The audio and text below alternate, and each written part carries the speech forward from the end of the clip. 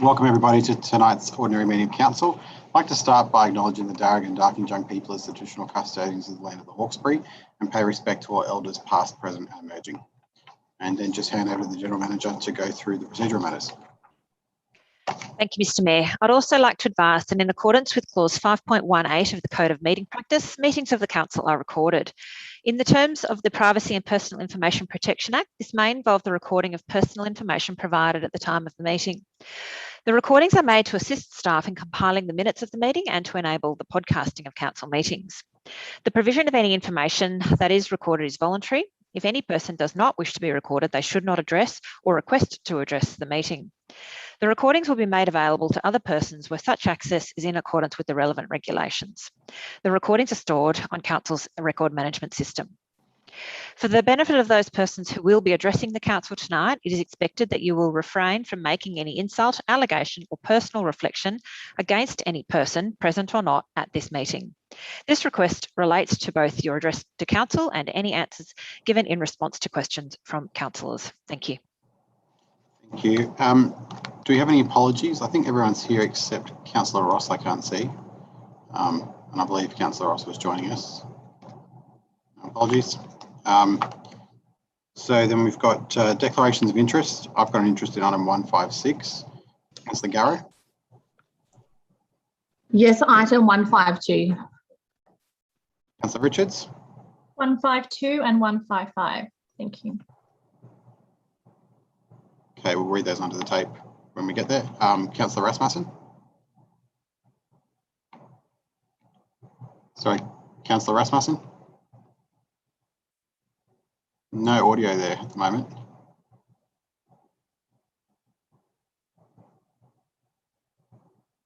No, so we can't, nobody else can hear Councillor Rasmussen? No? No.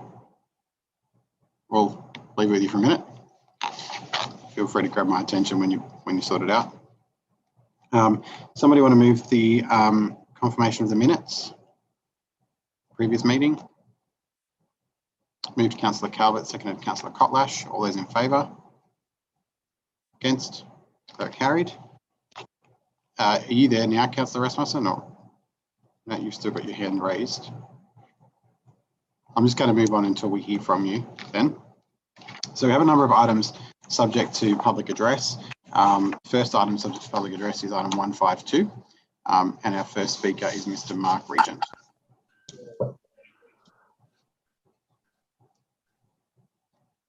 Mr. Regent in the meeting. Sorry, Mr Mayor, should I declare an interest now or after the speakers? Oh, sorry, that's this item. Sorry, Councillor Richards, go ahead. Thank you. On this item, I'm declaring a less than significant non-pecuniary interest. I live in Redbank but do not own the property that I live in, but I'll be staying in the meeting. Thank you. Councillor Garrett. I am declaring a pecuniary interest. I'm employed by a charity that receives regular donations from Redbank. So I will be leaving the meeting. Okay. Can you hear me now, Mr Mayor?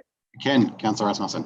Oh, great. I've got a pecuniary interest in 152. Okay, did you want to give us the details of that now and we'll leave yes, it? The bridge is partially being built on land that I own. Okay, thank you.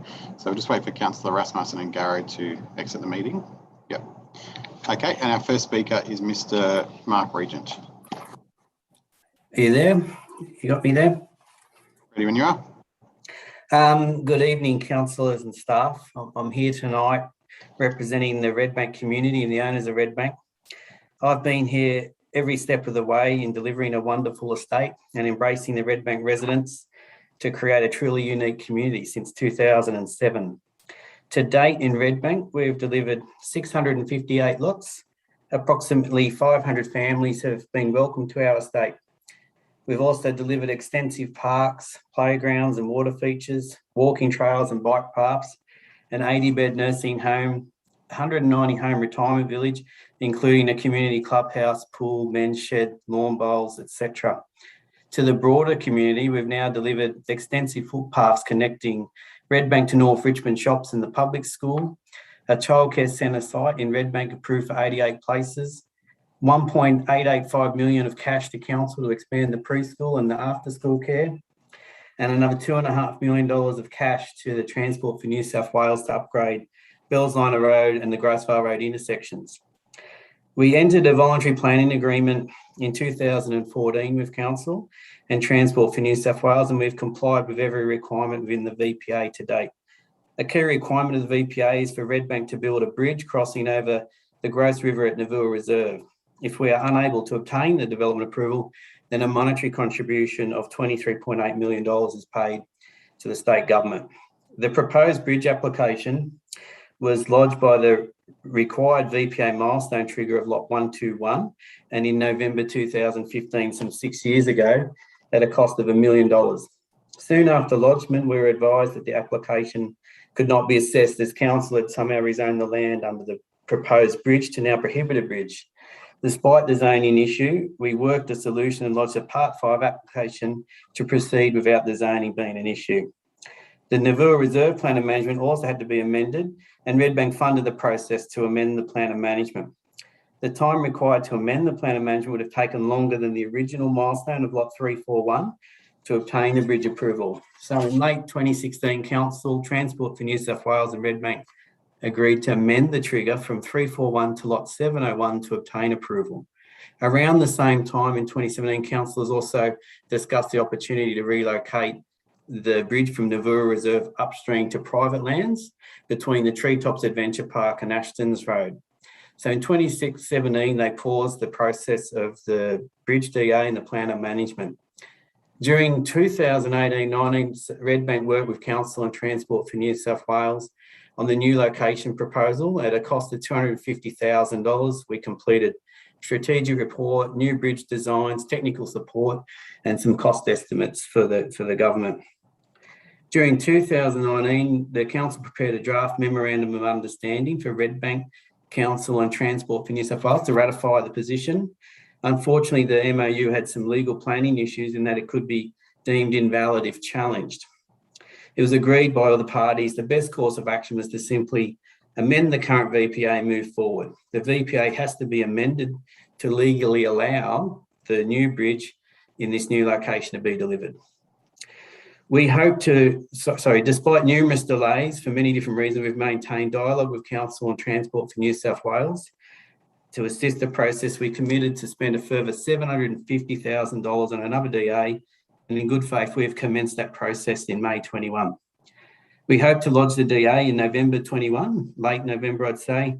However, recent COVID shutdowns and lockdowns of LGAs is causing us trouble in having our consultant team access the site.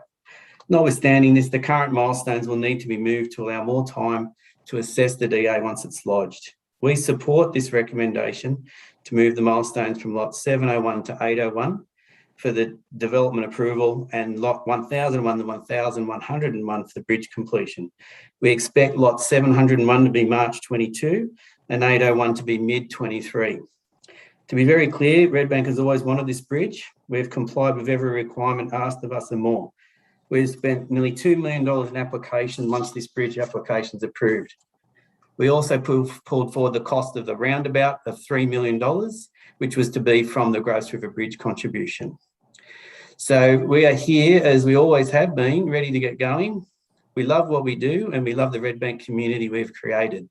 We want to get on and build the bridge, and we recommend that Council amends the milestones as per the recommendation. Thanks, Mr. Regent. You happy to take questions if councillors have any? Yep. Any questions? Councillor Reynolds? Yes, thank you, Mr. Mayor. Thank you, Mr. Regent. Thanks for that. Just one question. Why did you, a couple of years ago, run a campaign asking people to tell council to take the money and build the bridge when you know that 95% of the money goes to the New South Wales government? That campaign, Councillor Reynolds, was just to get action going, to get some stimulation going in the discussions.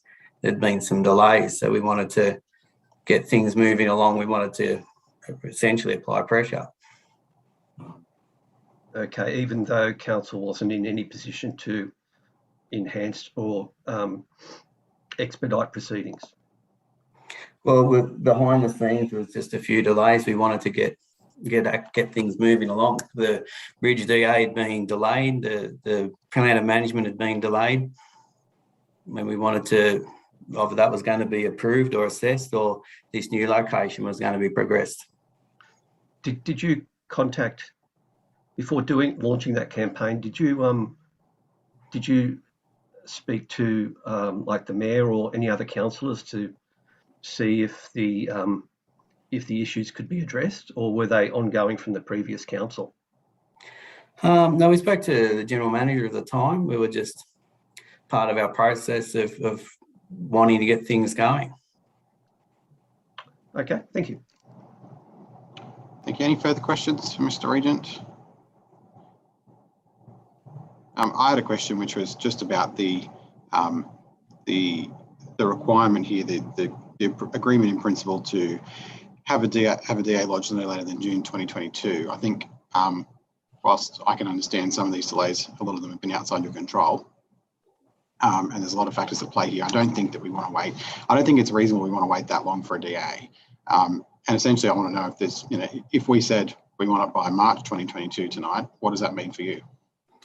Well, I hope to have it lodged by the end of the year. But yeah, we can work with that. The issue we've got at the moment is we just don't know what happens in these COVID times. We've had construction sites shut down and rules keep moving and changing, having trouble getting people to come to do the testing. But we have rerouted our program, and we still think we could be by the end of the year. So I'm happy to consider, any proposals, but it's our best endeavours to get this thing in.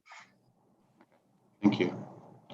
No further questions. Our next speaker is Mr. Michael Morris. Thanks, Mr. Mayor, councillors, staff. I'll be short. I'm speaking in opposition to the extension. This matter, and I fully appreciate and am sympathetic to the delays being experienced by the developer, but the bridge is part of a broader strategic traffic management issue for the Hawkesbury, and it is part of an item that is dealt with later in council's papers today. And given that basis, I think any further delay to getting that done is an impediment to the outcomes of the strategic traffic management for the Hawkesbury, given that it is integral to the Transport for New South Wales calculations and traffic modelling for the bridge duplication project. Thank you. Thanks, Mr. Morris. Happy to take questions if there's any. Yep, Finley. Any questions, Mr. Morris? No, thank you for that. And our final speaker is Mr. Michael Want.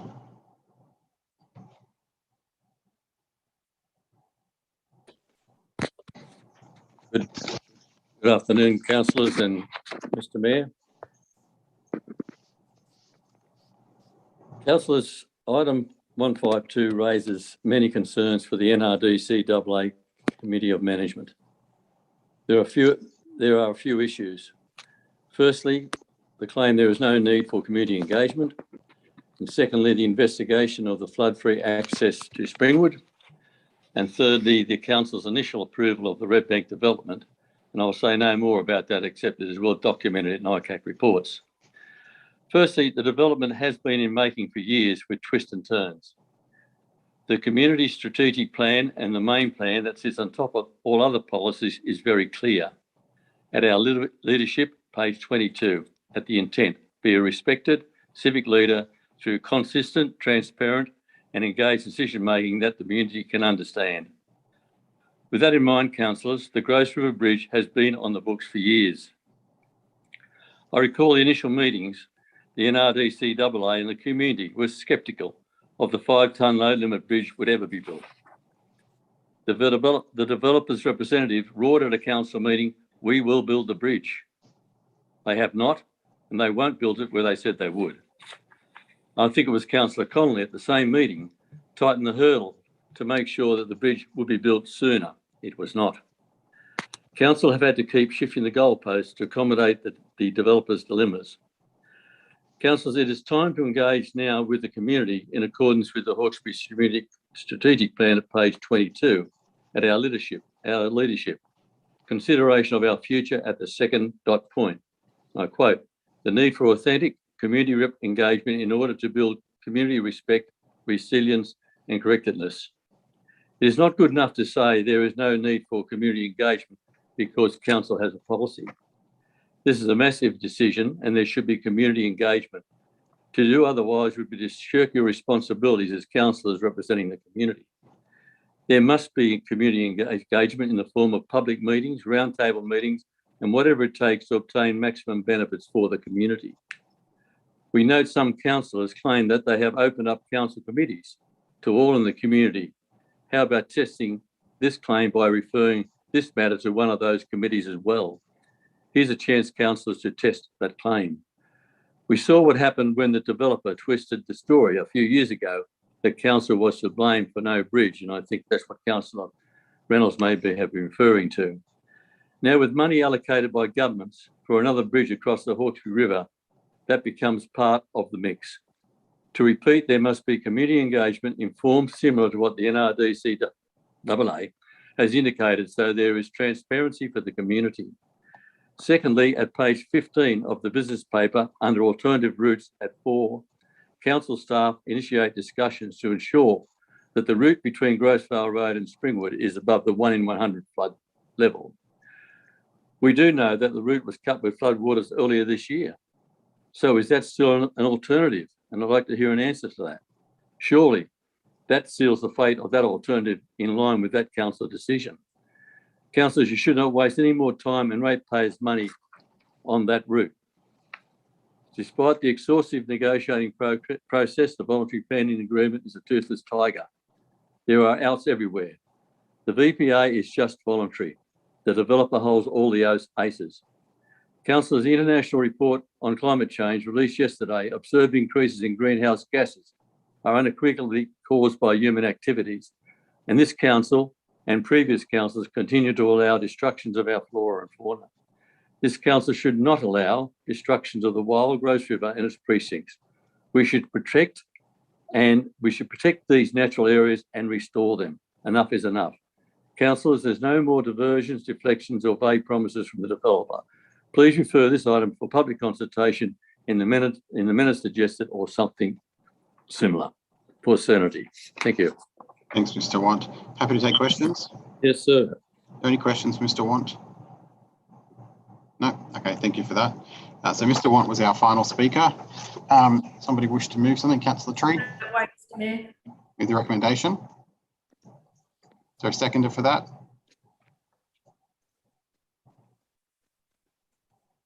Seconded, Councillor Zamprogno. Discussion? Councillor Tree? Mr. Mayor, I'll just wait until I listen to what everyone else has to say. I was, as I said in the briefing the other day, been here for the duration of this whole process, and I just think I think we know what the community want. The majority of the community. I know there are some aspects of the community who don't want to see it built at all, but for the most part, people expect it to be built because it's part of the whole deal, the VPA, and it's the best outcome for the broader community. And I just think any further delays is not doing our job. So I just want to see what everyone else says, and then I might add to it later. Thank you. Is there any further discussion?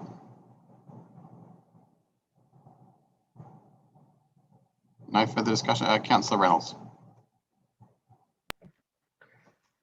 Thank you, Mr. Mayor. Just a number of questions, if I may, through you. Concerning the VPA, the Voluntary Planning Agreement, I just would like to know the hierarchy of the VPA, as in, is it a tripartite agreement where each party, that is council, the developer, and the RMS, now Transport for New South Wales, has, for example, 1/3 each say? So, for example, majority rules and two parties overrule the third. Is that correct? Or does one party, for example, the developer, have the right of veto? For that to Director of City Planning. Through you, Mr. Mayor. In any changes to this schedules or the VPA, we need all three parties to sign. It's not a matter of majority rules or the developer has the final say. Okay. The other question was, has Transport for New South Wales considered, pardon me, impacts on the Richmond Bridge duplication project if there is no Grose River Bridge? refer that to the Director of City Planning. To be frank, I wouldn't know what their consideration has been in relation to this and the other bridge duplication project. I'm sure they're aware of both, and I know they're aware of both, but as to whether they've, considered what the impacts would be, I haven't had those conversations. Okay, thank you. Another question.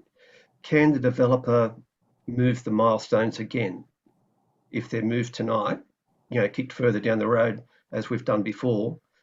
We're going to, the request is to kick them down the road again. Do they have the ability to request the same thing, for example, next year or the year after? Yes, there is always the ability to put forward a request to move the milestones. However, they need to be justified, and then they would have to go through this process in terms of agreement with, both council and Transport for New South Wales. Okay, thank you. And the last one, and then I'll leave you alone. I know there's concern amongst some community members that, they're afraid of seeing a repeat of Pitt Town here. What happens, with all due respect to Mr. Regent, because I can see him sitting there, what happens to the VPA if the developer was to go into liquidation? That's the Director of City Planning. Yeah, well, I think we'd have to then deal with that through a legal process, and I wouldn't be able to answer that question to the fullest extent. So for example, if the development was then what's the word, purchased or picked up by a third or fourth party, would the VPA apply to them? Would the development be sold with the VPA, or would it be sort of thrown out and a new one have to be developed? I would anticipate the VPAs with the approval of the development of the planning proposal. So if somebody were to come in and take up, if Redbank were to fall down, then that VPA would move with the application. Okay, thank you. Thanks for your patience. Thank you. Thank you, Mr. Mayor. Deputy Mayor. Thank you, Mr. Mayor. Also a series of questions, actually. Just a first point from what Mr. Regent said. I just wondered, and it might have to be taken on notice because I understand that there's very few staff still here who were here in 2014 or whenever that original adoption of the VPA occurred. And when the first, in 2015, when the first application was submitted, is it true that council rezoned the land at Navua Reserve so a bridge could not be built there? If that occurred, I've never heard of that. And so could we have some documentation from when the council approved to rezone that particular land? I don't recall that coming to council at the time. But if that's the case, then we would have to have found an alternative route. And so any delay in saying it wasn't being built at Navua is moot if that's the case, if a bridge couldn't be built there. So there was an alternative route found, and that's what's been being investigated. So if we could have some clarity around that, that would be really, really good. I just want to know when council rezoned that land. The other question. Sorry? Oh, I'm not expecting the Director of City Planning to know that. Take that on notice. I'm not aware of the answer to that question. That would be a long time ago. The second point is, and this is a question, I'm not sure if Mr. Regent would know the answer. I was trying to find my little hand on here to ask, but with the milestones being moved, it's diminishing the amount of time between milestone 2 and practical completion down to quite a small amount, only being 236 lots now. I just want to know if that's a practical amount of time for the bridge to actually be built. I understand how it works. It would mean that the registration of the lots, the subdivision certificates wouldn't be released if it wasn't. But I'm just wondering, is that impractical to have that very small time window? And if that was the case, is it likely that milestone 2 could be reached much quicker? than what's scheduled, given that very small window between when approval is all granted and when practical completion would be expected to be finished. So did you indicate, Deputy Mayor, you wanted to ask that question, Mr. Regent, but I missed you? Well, I don't think you missed me. I was having trouble with my hand, but if Mr. Regent were able to answer that, I just do think it's actually quite a something that I would like to just hear. If you would permit him to answer that for me, thank you. Happy to answer that, Mr. Regent. Yeah. So what I understand, Councillor Bucket, is you're trying to understand the window to complete from the DA approval to the completion of the bridge. For us, it's doable. It's tight, but it's manageable. One of the key things will be the time frame in which Transport for New South Wales can compulsorily acquire the 3 private ownerships. They are in contact, so there's quite a bit to that program, but it's manageable. I'd say it's at the tighter end though, but it holds up your registrations. Yes, that's what I'm thinking. So I'm just thinking if the first milestones weren't shifted, but I understand, I think that you feel you can't meet the first one, the 701. I was just thinking it looked a little unachievable. That's all. I was looking at the diminishing window of time between the milestones. Okay, thank you. Thanks for answering that. I did have some other questions, and I'm not quite sure if now is the time to raise them, but I just might, just in case, because they may be things that the public are worrying or being concerned about. They don't come from members of the public. They're just things that I've probably asked before.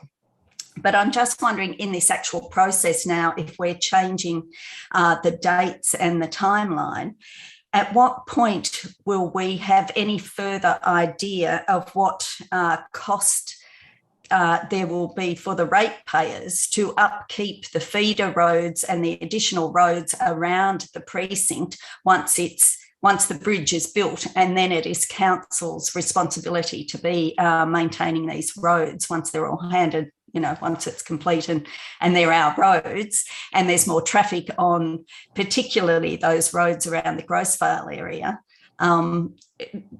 Will we be getting some sort of an idea of a cost burden associated with that?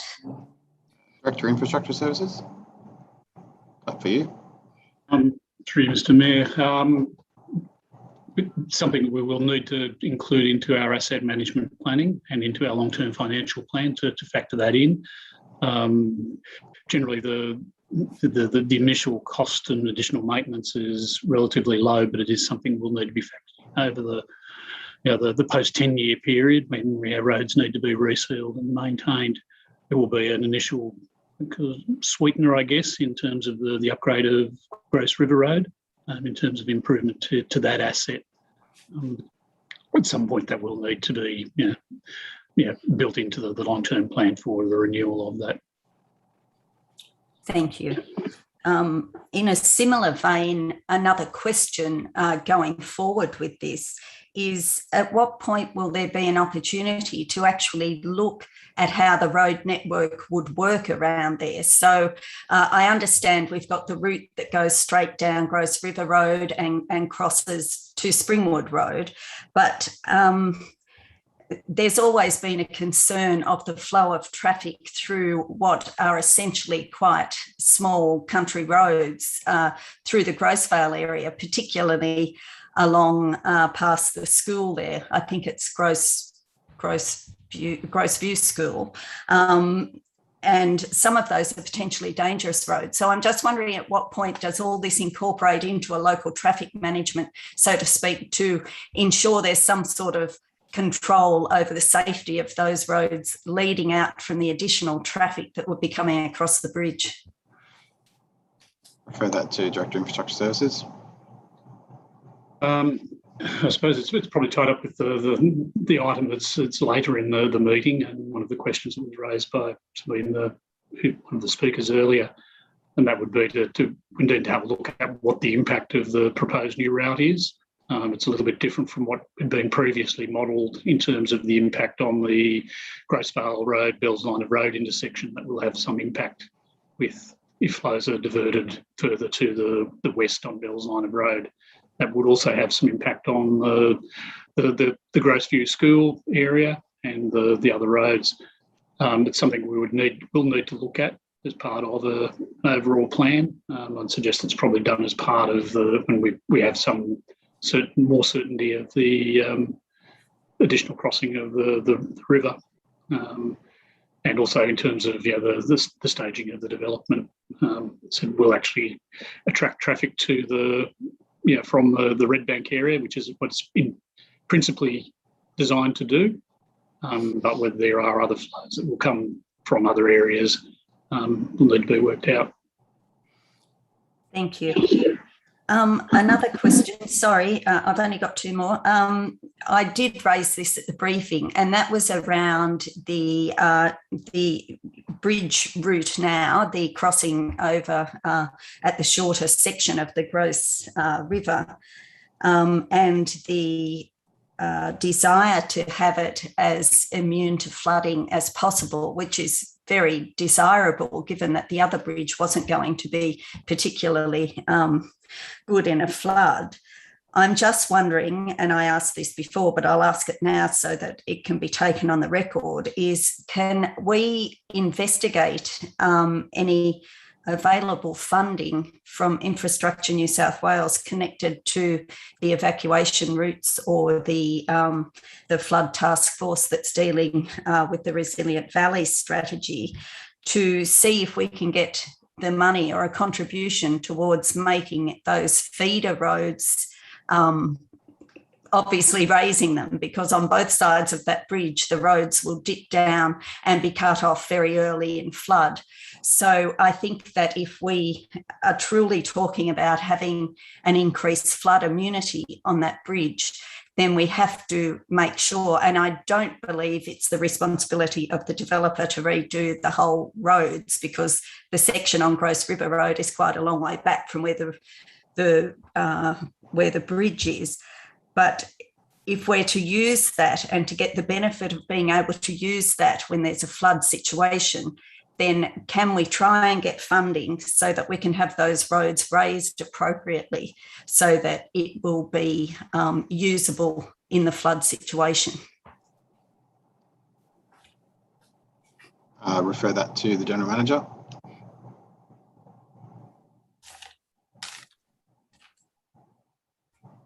Thank you, Mr. Mayor. Look, that's certainly something that can be investigated moving forward. I don't know if the Director of Infrastructure Services has a more targeted response on that, but my view is it's certainly feasible. Add to that the works are basically to provide that alternate flood egress from the west side of the river. Rely upon potentially two, I think it is, two culverts or bridges on Springwood Road is being upgraded. So there'd be opportunities to either through resilience or to look at upgrading that, or potentially lobby Transport for New South Wales as part of upgrading that infrastructure to provide that asset improvement. So I think that we'd certainly answer the question, I think, in a more direct way. We'd certainly be looking at every opportunity. The bridge has been, if the proposed bridge is being raised or is at a level which is clear of the Gross River, and then the option is then to raise the feeder road, Springwood Road. We're not talking about Yarramundi Bridge, I guess, back to the high level to provide an alternate to the westerly Bells Line of Road exit. Yes, that's what I meant. So people could go up to Springwood, for example. Given that we were totally isolated in the last flood, I would think we have quite a good case, I would think we should somehow be provided with some sort of funding to assist with that. But anyway, thank you for investigating that. The last question, which was actually my first question, but in the original recommendation when the VPA was first adopted, there was a requirement that an alternate route besides the Yarramundi crossing be provided. Does that still stand? Like, should there have been 2 routes being investigated still, or just this one? I'm assuming this one's okay, but I'm just I was just checking up on that. I just reread through the whole original thing. That's all. Director City Planning. So no, we're basically focusing on this route, and the planning work that Redbank are undertaking is about this alternate routes at the moment. Okay, thank you. That was my questions. I'll just process all that. Thank you. Councillor Ross. Thank you, Mr. Mayor. I'd like to direct a question to the General Manager, if I may, please, through you. I'm rather concerned that the 2 community members who have spoken this evening have, in their own particular way, expressed concerns about these so-called milestones, in that we've already seen a significant variance. Let us stick with milestone 2, which has moved from 341 to 701, and now is proposed to move to 800, I believe. There appears to be a lack of good faith in this VPA being promulgated. My question is, therefore, please, General Manager, can you indicate your understanding as to what level of requirement or fixation Council can give to any milestone which it may choose to change tonight? Does the Council have any means of ensuring that the developer does in fact show good faith and is not simply going to turn around in another 2 years' time and say, touch, it's all been a bit difficult and we can't do it? Thank you. General Manager. Through you, Mr. Mayor, as the Director of City Planning has just indicated, there will, by the very nature of voluntary planning agreements, there will be inevitably an opportunity for the developer to come back to Council seeking another variation to the VPA, should it wish to do so. That doesn't necessarily mean that Council needs to agree to that, and it certainly doesn't mean that Transport for New South Wales necessarily need to agree to that. And that would certainly be part of the key consideration moving forward, is that both all the Council, the developer, and Transport for New South Wales are all working together to deliver this bridge that the community overwhelmingly are seeking. Thank you. Councillor Ross. Yes, thank you, General Manager. Again, through you, Mr. Mayor. It does. You're saying that in the report that's put before us tonight, that there are a handful or 2 handfuls of specific reports which are required to be put in place to accompany what I gather is a development application for this particular project. We apparently have no oversight or control through the VPA to ensure that one or all or some of these reports are completed and by any given dates, except the so-called milestone situation. Is that correct? General Manager. That's the intent of the milestones, Councillor. Thank you. Any further speakers? Councillor Richards. Thank you, Mr. Mayor. I'll keep my remarks quite brief tonight. Suffice to say that I'm pleased we're here tonight to make a decision on this really important piece of infrastructure that our community really wants to see happen. Now, the previous term of Council approved this development on the basis that our community was getting this bridge, a bridge that we certainly need for access. We've seen our community hit by a range of disasters over the last couple of years, and a bridge like this will certainly come in handy for those sorts of things. More importantly, to ease the traffic congestion west of the river, and of course to provide an additional piece of road that will enable less cars on the other roads and create a safer environment. So I'm glad we're here tonight. I understand there has been, or there are, frustrations in the community with delivering this bridge, but I'm just glad that we have something on the books tonight where we can all put our vote across. We have not just the lots there, but we have timeframes, including the month and the year that each milestone should actually be achieved. And I really hope that whatever decision is made tonight, we stick to that. And we actually, the best thing that we can do is give the community certainty as to when this bridge will be built. Sticking to what's on the business paper tonight means that happens. Everybody who's a signatory to that VPA needs to ensure they stick to this one this time. There's no ifs or buts around that. And I look forward to hopefully seeing that bridge constructed in 2025. Thank you. Councillor Richards. Councillor Grogno. Thank you, Mr. Mayor.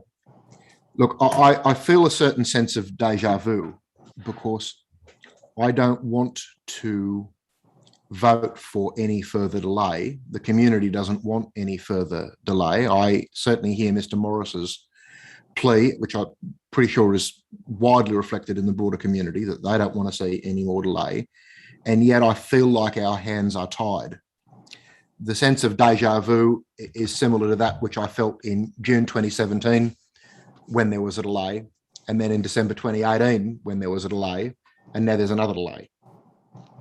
And what I'm trying to get my head around is whether voting no on this occasion, if we denied a further delay, how genuinely imperiled the whole project is. Because I'm not confident at all that if Redbank were able to claim that the VPA is now null and void and that the whole thing has fallen apart and that they can make their payout and walk away, is that the bridge will ever come. The only thing that we can do, it seems to me, in a fairly weak bargaining position, is agree to another delay to try and keep them on the hook so that the bridge ends up being built.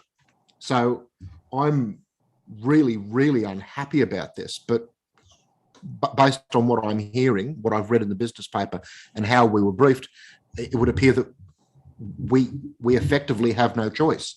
To vote no is to effectively condemn that community to never have the bridge that was promised to them as the key piece of infrastructure that justified the whole Redbank enterprise. And I can't, in good conscience, allow that to happen.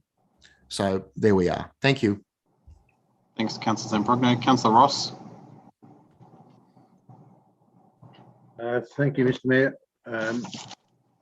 I wish to indicate that as an independent councillor, I am not at all happy with any deferral of these so-called milestones. I am utterly concerned, being a first-term councillor, that the information provided by the developer this evening and what documentation we as councillors have been provided seem to be at odds, and I find that very disturbing. The most amenable or agreeable path, I think, would be, frankly, that the milestones not be granted approval this evening, but the matter be deferred for further consideration once both council and the developer can agree on a timeline of the events that have occurred through this process leading up to this point, because there seems to be some serious disagreement or question about that, and the Deputy Mayor has raised that herself just a few moments ago, and I am totally unconvinced that the community are getting a fair deal out of this, and I'm not prepared to support this particular motion this evening on that basis. But if there could be support for some deferment and consultation, which would involve the councillors in being better informed and then as a result, the community being better informed, I think that may go to some way towards some form of affirmation by the developer that they are not going to leave this council holding the bag, so to speak, and leave the area in a few years and say, well, thank you very much. It's been nice to know you, Hawkesbury. That's all I have to say, sir. Thank you. Thanks, Councillor Ross. Councillor Wheeler. Thanks, Mr. Mayor. I share Councillor Ross's gloom about the state that we find ourselves in, and therefore I'm speaking against the motion. I simply cannot support this motion with a clear conscience. The impact of the Red Bank development is being felt by the North Richmond and wider community now, and has been for some years. I'm not convinced that a crossing of the Gross is the best way forward, although I admit that the potential for a higher level crossing is appealing if Springwood Road can be brought up to scratch and paid for by Transport for New South Wales. Because as a flood evacuation route, that should be the responsibility of the state government, not of this council, and frankly, not of the developer.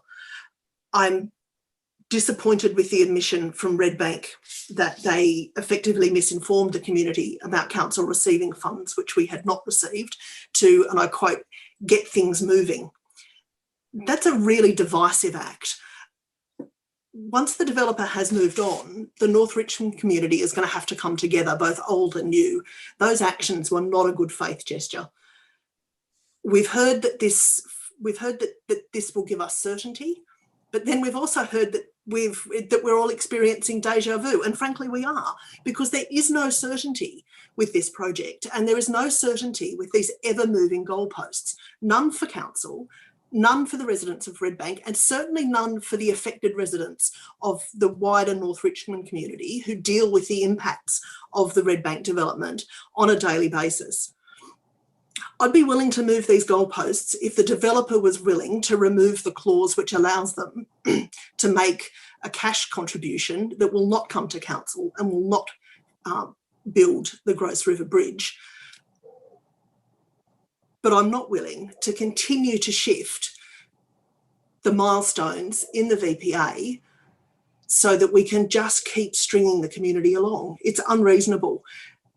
We've almost doubled the initial milestone.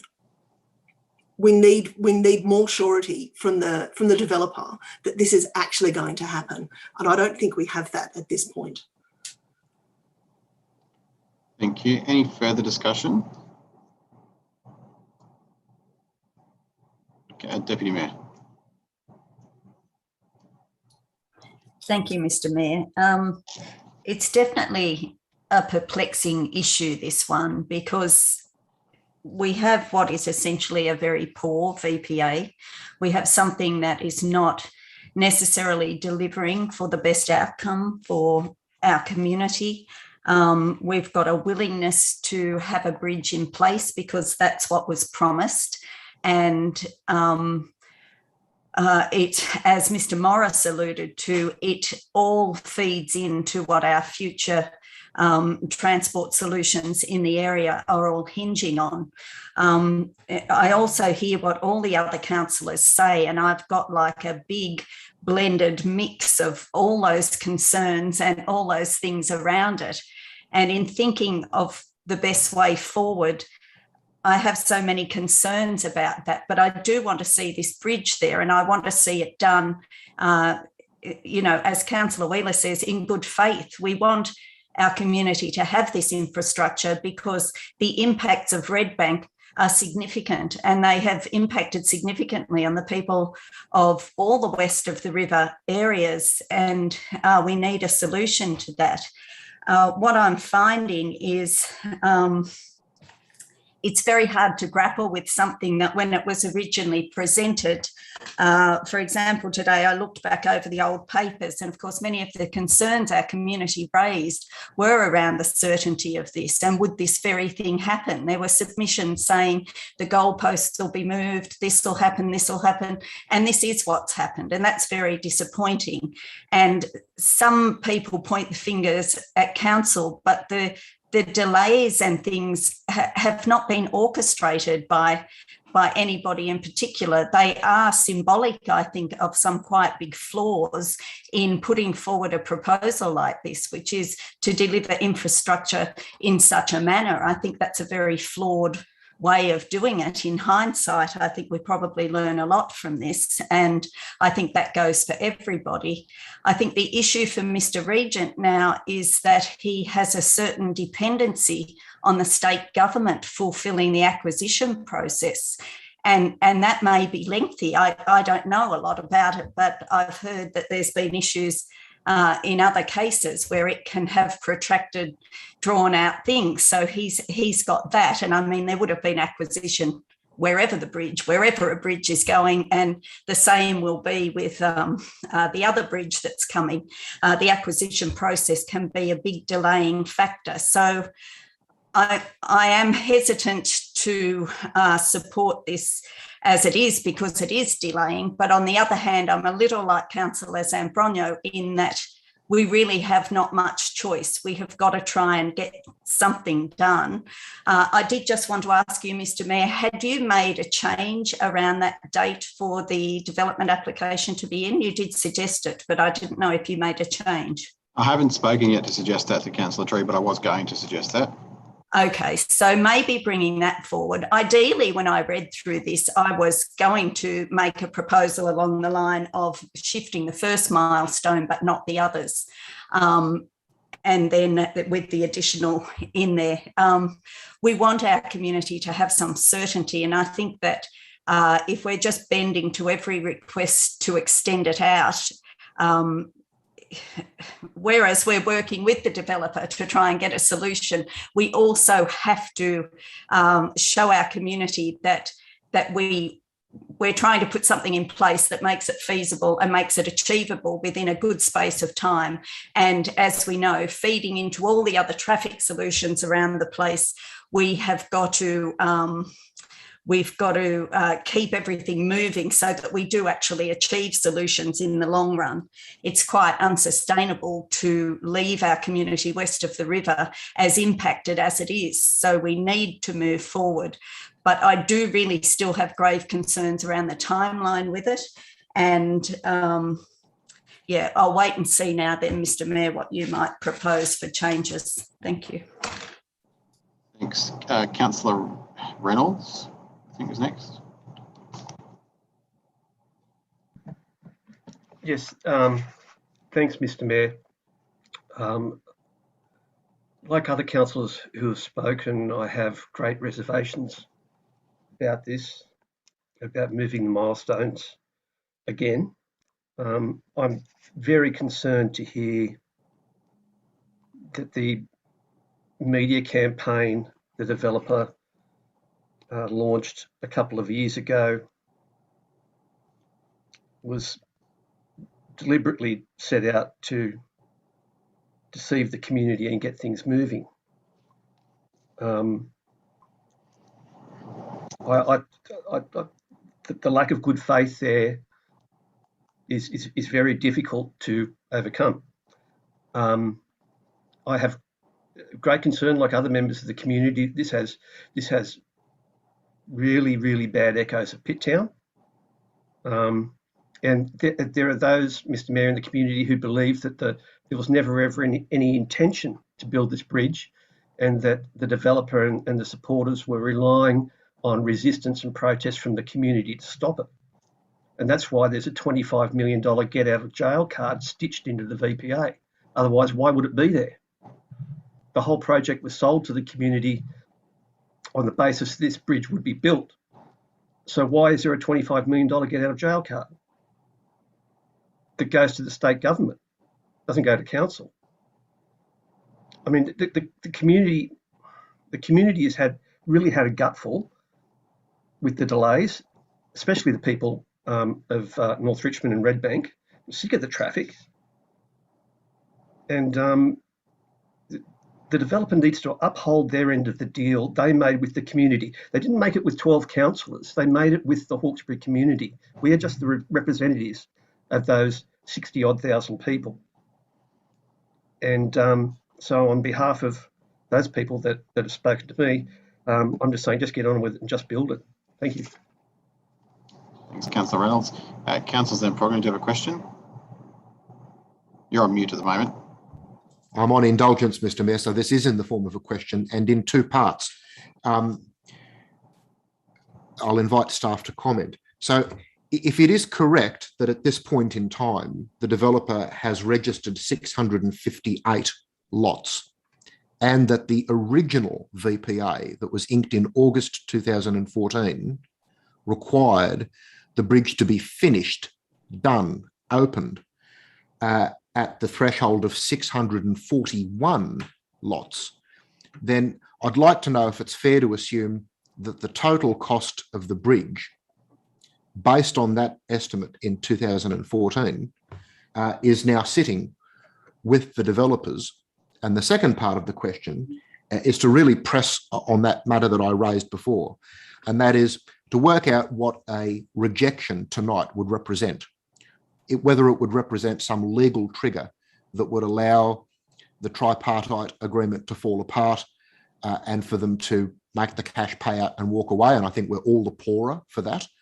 Or whether a rejection tonight would simply result in a deadline sailing past and it just sits there, but it doesn't represent any other particular trigger. The crucial thing for me is keeping the developer on the hook to build the bridge.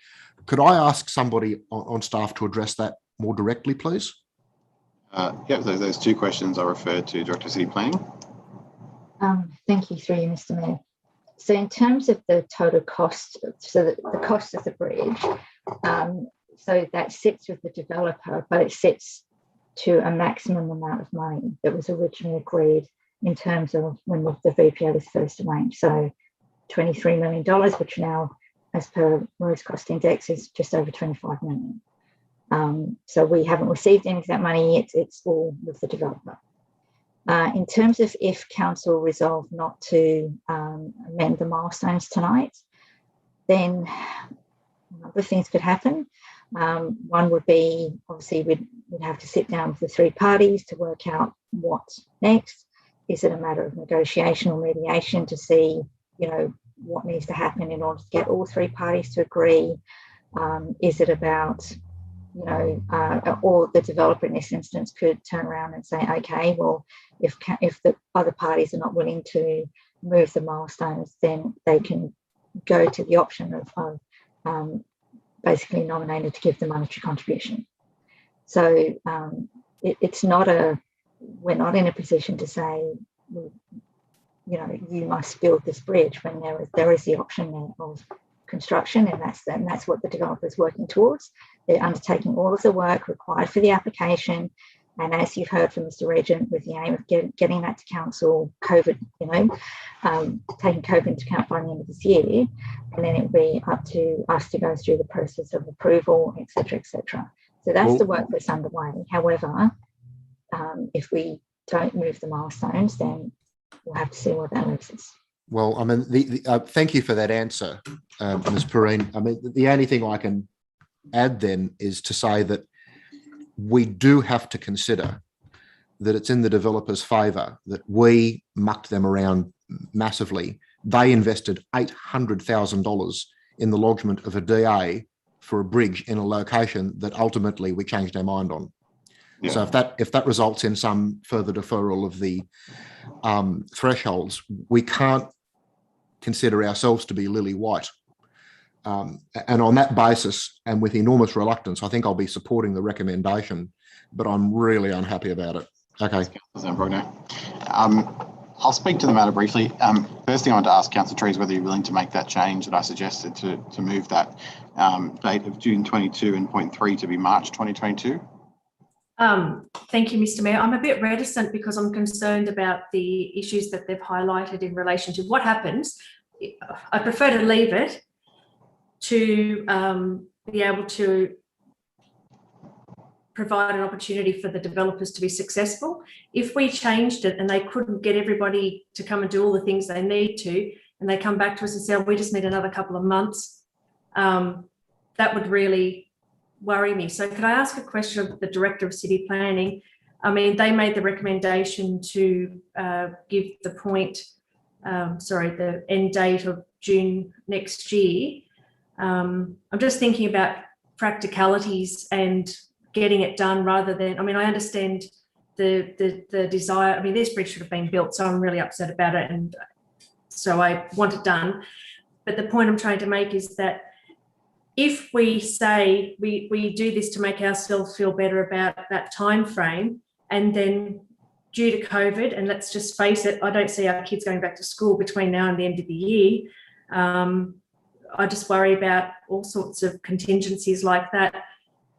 Could the Director of Planning, indicate whether that was a time frame that she just decided, or it was one that was suggested by the developer, or what the go was? City Planning. So, through you, Mr. Mayor. So, in terms of the discussions with Mr. Regent, I talked about the idea that we put in a milestone around the lodging of the application and discussed his timeframe around lodgement. And as he discussed in today's meeting, when he presented, their intention is they're aiming for the end of this calendar year. So based on that, and knowing how COVID is impacting, access to consultants, we did have a conversation around what would be feasible.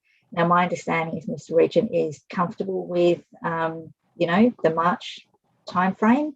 It does allow some fat based on their planned timeframe of the end of this year. And if, to all intents and purposes, it is really hard to predict how COVID will impact, things, but they are progressing things as well as they can. And they're reviewing their program on a weekly basis. But to all intents and purposes, Mr. Regent did seem comfortable with the March timeframe.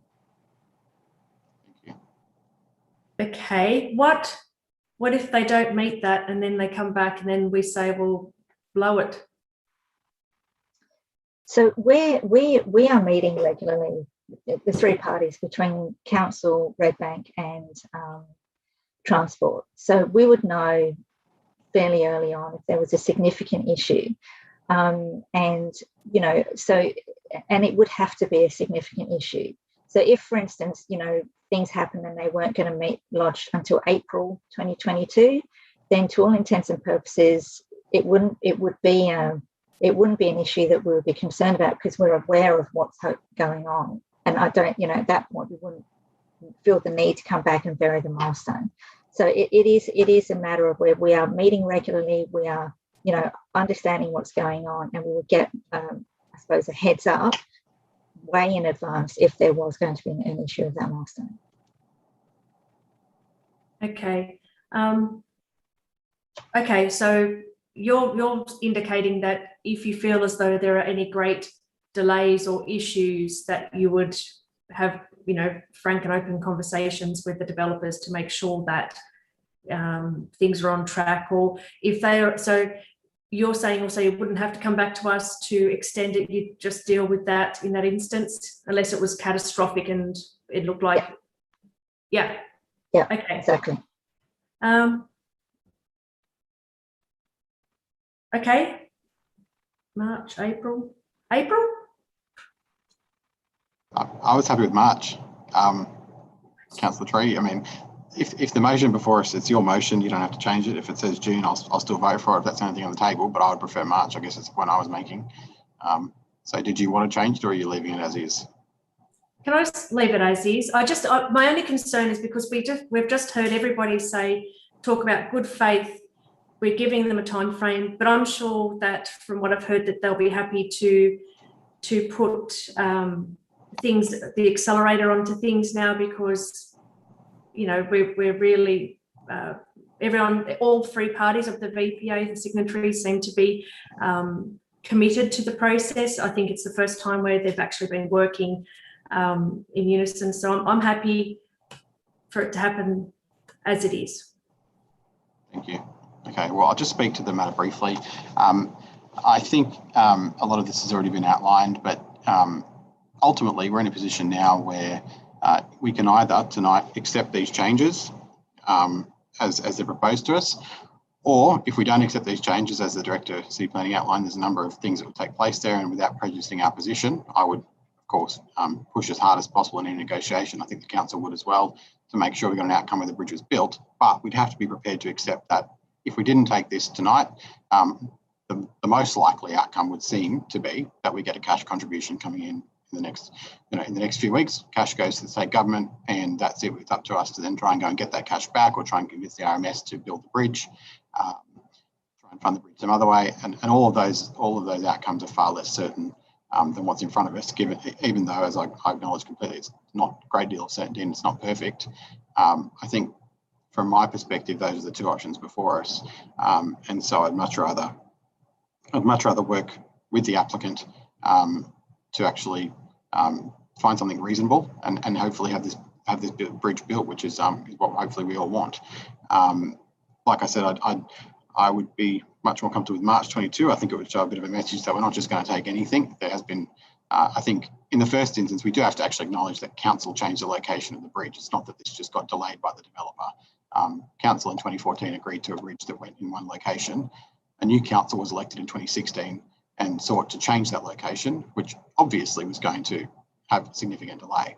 I think the new location is quite a good location. I'm not suggesting that that's not the case, but it was obvious that that was going to cause delays. And that is part of the issue here. But I think that also, since that point in time, it's hard to understand why it's been delayed since then. And so I don't think we should just accept that because it's now come to a head, we have to allow plenty of time from now. I think we can expect that we should have had a DA lodged by now, and we don't want to extend out another year. I think we should be able to get it by March. But like I said, if the motion before us is for June, I'll vote for that, because I think that's the best of the alternatives in front of us. Deputy Mayor. Mr. Mayor, would you just permit me to just correct something that you said about the decision of the previous location of the bridge in light of a question I asked? Sure. Mr. Regent stated that the previous council rezoned the land so a bridge couldn't be built there. And that was in the previous council, as was the decision when the application was originally put in and then withdrawn at first, and then moved to a Part 5, which was going to be independently assessed by Penrith Council. So it wasn't a new council coming in. It did, the new route did come up under the new council, but the new council did not decide that they couldn't build a bridge through Navua. That was the previous council. Just clarifying that. Or some rezoning that apparently occurred and you couldn't build a bridge there. So that's a question that's been taken on notice. It's been taken on notice about the rezoning. I don't believe it's correct. I believe there was an actual decision taken by council in 2017 to adopt a new route and change the BPA to have that new route included in it. So that's the decision I was referring to. The decision of the new council in 2017 when that was formally made. Yes, I agree with you. I was referring to what Mr. Regent said, but the decision regarding the assessment of the DA was in the previous council. Yes. Okay. Any further discussion? No further discussion. We'll go right to reply, Councillor Tree. Thank you, Mr. Mayor. I think it's interesting, tonight the rewriting of history can create a false sense of story of the chain of events that's brought us to this point here tonight. And I think it's incredibly disingenuous and unhelpful. And everybody who has a good grasp of the history knows that they know what has happened. I feel as though Red Bank have shown good faith considering what has happened over the years. And if the bridge had been able to be built in the earmarked location across the corridor, which we go on about over and over, prior to Mr. Pleffer putting a little mark on a map, it would have been built within the initial milestones. And so we wouldn't even be having this conversation. To fail to support this tonight is not a show of good faith to the community. And everyone has said here tonight, that's who we're here for. And everybody I speak to want the bridge, and they're a bit disappointed that it hasn't happened to date. But I really don't feel as though talking about the history is going to get us what we want, and the community want and deserve the bridge that was promised. So let's build the bridge and get over it. Thank you. Put the motion. All those in favour of the motion, please raise your hand. Favour are Councillor Connolly, Councillor Zamprogno, Councillor Richards, Councillor Tree, Councillor Calvert, Councillor Kotlash. Against?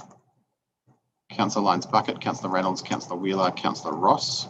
Declare it carried. Councillor Garrow and Rasmussen were absent for the vote. Move on to our next item, subject to public address, which is item 153. Just wait for those councillors to rejoin the meeting.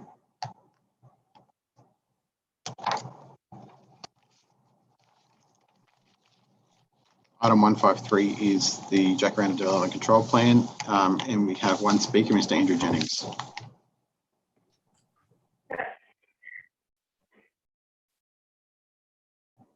Is Mr. Jennings in the meeting?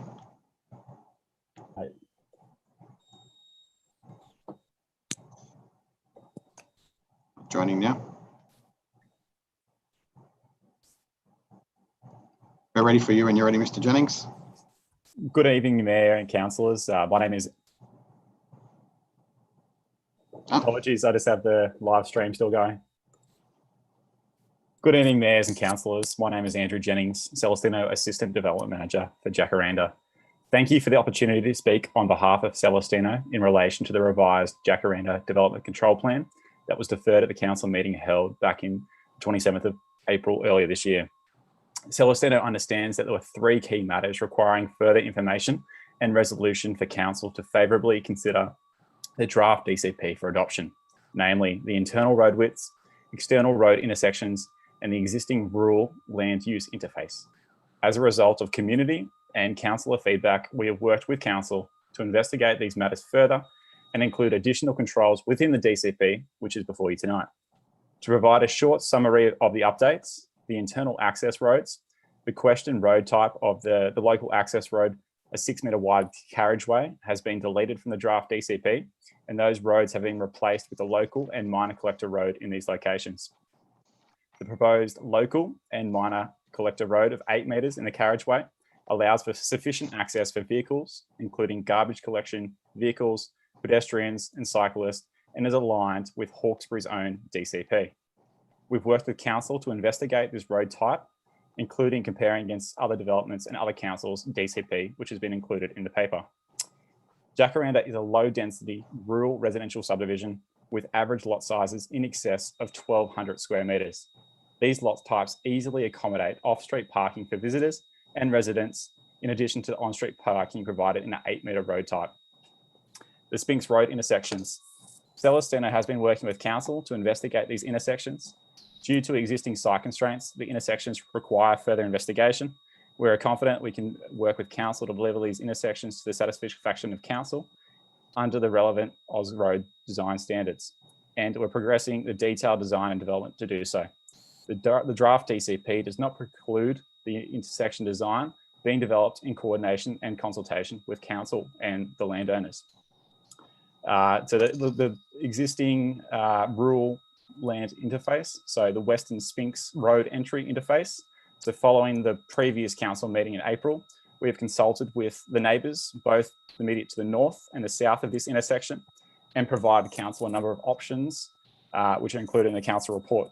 The DCP allows for flexibility in achieving these solutions so that the appropriate solution takes into account the existing site constraints and can be determined by council during the detailed DA design phase. The southeastern boundary interface. So the DCP has been updated to include a control to manage the rural-urban interface, including a requirement of the landscape garden buffer of a minimum of 4 metres along the boundary, in addition to a 10-metre dwelling setback. This is aligned to how other LGAs have mitigated the issue, such as Wallandilly. Further, Celestino will ensure that all future landowners are made aware of the existing agricultural uses through the sales and marketing process, particularly on marketing material and within the contract of sale.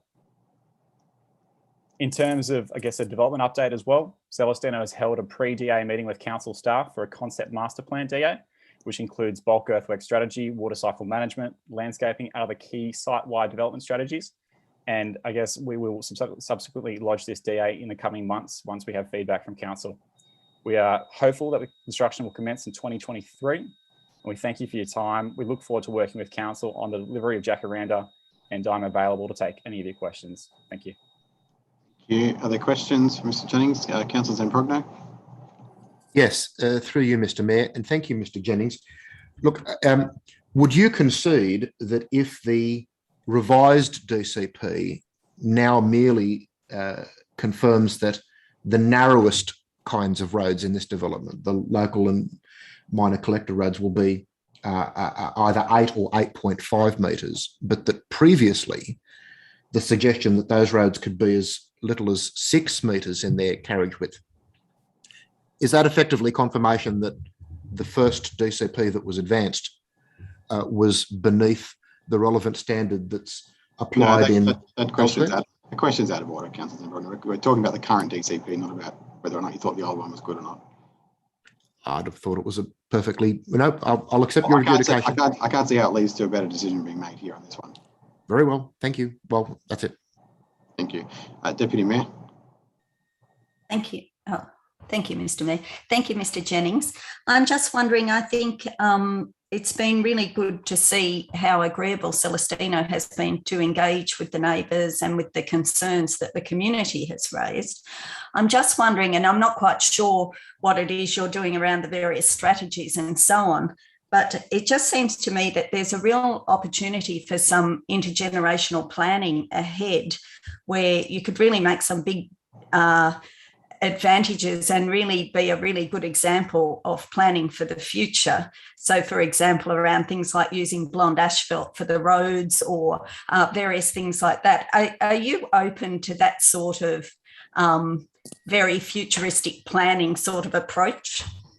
Absolutely. We work on, I guess, a development in the Aerotropolis called Sydney Science Park, where we're looking to pioneer some of those technologies and I guess new practices. So where practical, we can definitely leverage that experience we have, and I guess trying to integrate things where possible. You know, we are delivering a recycled water plant as well, which will deliver recycled water to all the residents of the development and irrigate, I guess, the public open space.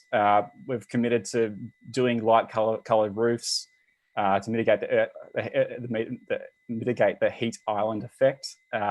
We have over 30% open space. There's there's significant tree canopy within the streets. There's permeable paving within open spaces. So I think we've done a lot within this DCP. And I guess where we can do things in the future, we'll definitely look to see what we can do. Thank you. Yes, I did notice there's a lot in there along those lines. And I was just thinking, you know, where sometimes it just is asking you to consider it, I'm wondering if you would in fact be happy to commit to that approach. And it sounds like you are. So thank you for that. Thank you. No worries. Any further questions? No. All right, thanks, Mr. Jennings. As our final speaker on the matter, was there anyone to move anything? Councillor Rasmussen moved the recommendation. Seconded, Deputy Mayor. Discussion, anybody? No. Sorry, Councillor Rasmussen, were you wanting to discuss? No, I'm happy with. I've read the councillor brief and or report, and I think it's a great. Well, it's got the potential to be a bit of a showcase development, and I hope it is. I like the treatment around the creek and all of those elements that we just talked about, the Deputy Mayor talked about. Let's hope all that does come to fruition, and let's hope we get some of that future, so-called future, actually should be now, but future planning takes place out there. It would be great to see that happening at Gossonia. Thank you, Mr. Mayor. Thank you. Councillor Zamprogno. Thank you, Mr. Mayor. I'll make the remark that you adjudicated against momentarily. And that's to say, look, I want to express pleasure that certain feedback has been considered and represents a significant improvement to the DCP concerning road widths. When we went out to the community consultation evening, which seems an geological age ago, pre-COVID, pre-lockdown at least, that was the significant concern that was expressed by many residents. that the narrowest roads within this estate were too narrow, and that we had an opportunity to remedy that and to avoid the mistakes that we were seeing elsewhere. And if the narrowest roads are now going to have an 8-metre carriageway instead of a 6-metre carriageway, I'd have to regard that as a good outcome. Thank you. Thanks. Councillor Wheeler. Thanks, Mr. Mayor. A couple of comments. Most of my comments relate to the planting, the suggested plantings. But just a comment on the dark roofs. So I see in the DCP, I think the roof, the absorption or heat absorb. Sorry, I've lost the word. Hang on. It relates to the solar absorption. Sorry, index. I think is set at 7 or is less than 7, which still allows, if I look that up, then say on the ColourBond chart, still allows you, doesn't allow black, which I think is fabulous, but still allows a fairly deep red and brown colour, and then shifts into the greys. It would be really nice if we could push that down to say 0.65, which then shifts to much lighter greys, greens, and creams. I think what we've got is a significant step forward, looking at the newer housing in the LGA. But I think if we are to really push down that solar gain from roofs, we need to. I think we need to tighten up even further. If we could incorporate that, that would be helpful. I've got a few concerns about some of the planting options, and they largely relate to some of the tree recommendations. So it appears that sterile hybrids have been chosen for, and I'm particularly interested in the Acer Fromanii, which is a red version of the box elder maple. If people don't stick to the planting chart and they buy the cheaper versions of this plant, they're an absolute weed catastrophe. I would really like to see Acers taken off that chart. They're also a tree that is very unlikely to survive increasing warming. They're on the short list of plants that won't survive. Anything from the upper end of the Northern Hemisphere is not going to be a good bet going forward. They do grow really quickly. They have spectacular colour, and the ash, the Fraxinius are a similar problem, the claret ash. Their colours are extraordinarily beautiful, but they're already succumbing in some areas, and they've been listed by a variety of academic studies and work coming out of Victoria that says that they're really not going to survive climate change. And I think that would be a shame if we're going to go to the bother of planting these to provide additional tree canopy. If they're not going to last the distance, then that's a real shame. It would be really nice to see actually some food-bearing trees incorporated into these designs. They can be big shady trees. They grow something like pecans or macadamias that grow incredibly well here, and are very, very well adapted, and are also spectacular. And some nectar bearing trees again would be a bonus. In the climbers, bougainvillea is listed for some of the public areas. That's really an accident waiting to happen. It also creates a maintenance nightmare for council. While they are extremely hardy, they're very spiky, and not too many people are keen on taking a crown of thorns home from the park. So they're really not suitable for a public space planting. I don't know if the rose recommended is what's actually planned for that site. Pieta Ronsard, whilst beautiful in the pictures, is a bawling disaster in the Hawkesbury. It's simply too humid for a rose with that many petals, is the short answer. There are many, many spectacular climbers and spectacular roses that grow well here. Pieta Ronsard is not one of them. It would also be really nice to get the community nursery involved in some of the propagation and supply of these plants. I know we provide, the community nursery provides plants for some of the developers in the Northwest growth sector. It would be terrific if we could have some local seed used here. I really want to commend the clause in the DCP that calls for local seed to be collected.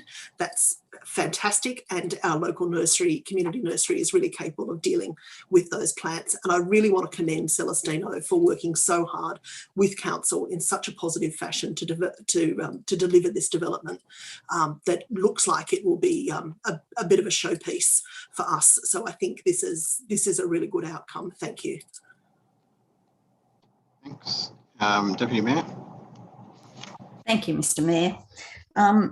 I think that this is a very encouraging document to have before us. It covers so many things. It really addresses the issues that the community raised when we went out to the consultation, particularly to be addressing the potential land use conflict now is such a good thing to have done, because we need for our existing farmers to be confident that they'll be able to continue their operation and to have had those measures put in place to minimise that potential land use conflict has been really good to see.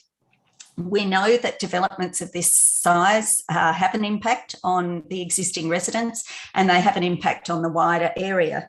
So by doing it in a way that shows an effort's been made to make it as sustainable as possible for the future, and also to deliver improvements to the Glossodia Centre itself and the facilities and amenity of the area is really encouraging. And hopefully, it's voluntary planning agreement and DCP and everything will turn out really well for that community. The reason I raised something like the blonde asphalt, for example, I think it's time that we start either asking or somehow mandating that we start to move down the path of these newer ways of doing things. We can't hide from the very, very disturbing IPCC report yesterday, which has shown us we have to do absolutely everything possible that we can do. Now, some time ago, Councillor Richards went to, I think, and I went to a local asphalt facility open day to see what they did, and it was very interesting. And when I asked them, why aren't we having these, very recycled products that are light coloured and all this sort of stuff, they said, you have to ask for them. So they make their asphalt to deliver. So whatever's asked for can be done. And I think that there needs to be a shift in how we approach a lot of these things. And that's what we should start to be encouraging people to do. Because when we look at the bigger picture and we add in all these various measures we can take, then we start to set the pattern of how things go for the future. And I think this is an opportunity, as Councillor Wheeler just said, this is an opportunity for us to show how good planning can be done, how proper negotiation and listening to what the community raises as their issues, working around those and coming up with the best way forward is really good. And it's very encouraging for Mr. Jennings to say that they have all these things in place that are going to make it something where we should be planning for the future. We have to be planning for people to be living in these houses in the next decade and beyond. And we know that that's going to be a changed environment. It's going to be a lot different than it is now. And we really have to start taking the measures that we can take. So I'm happy to support this DCP, how it is, and I look forward to seeing the various plans and the various wonderfully innovative approach that can be taken to have the lowest, a lot of recycled products, etc., like that used, if that's at all possible. So thank you. Thank you. Councillor Calvert. Thank you. Through you, Mr. Mayor, I'm just wondering whether someone can give me an answer to two questions. Firstly, about solar panels on domestic roofs. will there be a scheme brought in that encourages those panels to be put on as the houses are built? Because I think that is something that should have happened, in my opinion, at Redbank and didn't. So will we be, that's the first question, will we be looking at that process?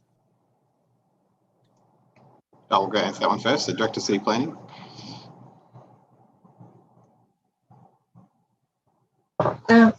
Sorry, you can't hear me.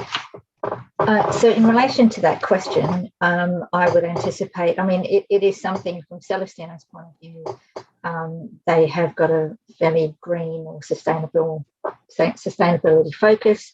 So as to whether there's a scheme in place, I couldn't answer that question, but that'd certainly be something that they would be looking at, I suppose, encouraging for, you know, any of their home occupiers coming in for the homes that they're going to build.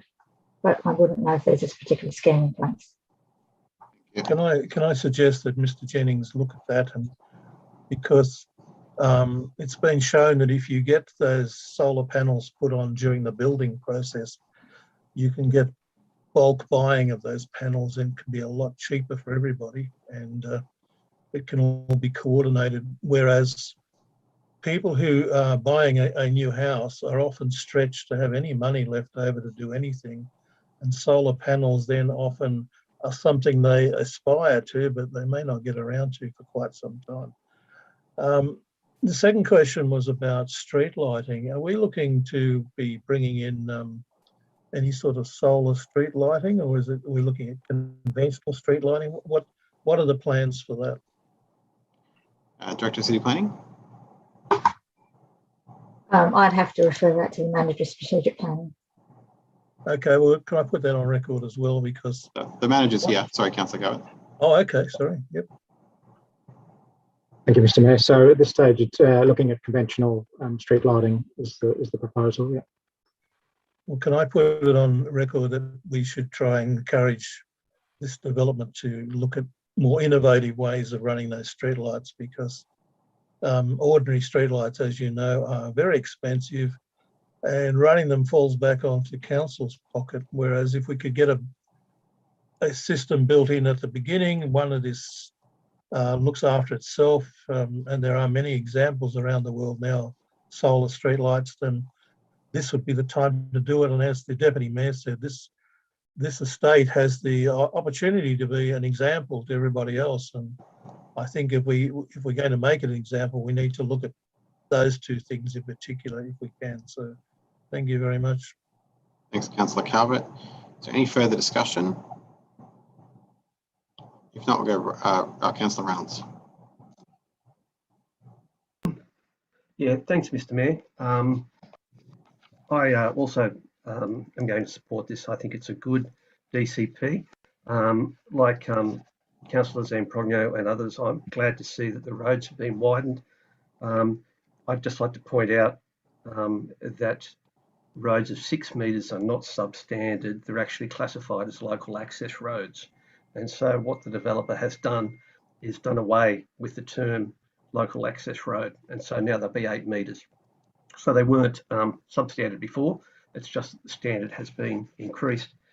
Regarding the solar absorbance of roofs, a question for staff. I think it's the Building Code of Australia rates classifies a dark roof as having a greater than 0.6 absorption, and the basics number, BASIX, is greater than 0.7. So which standard will we apply when it comes to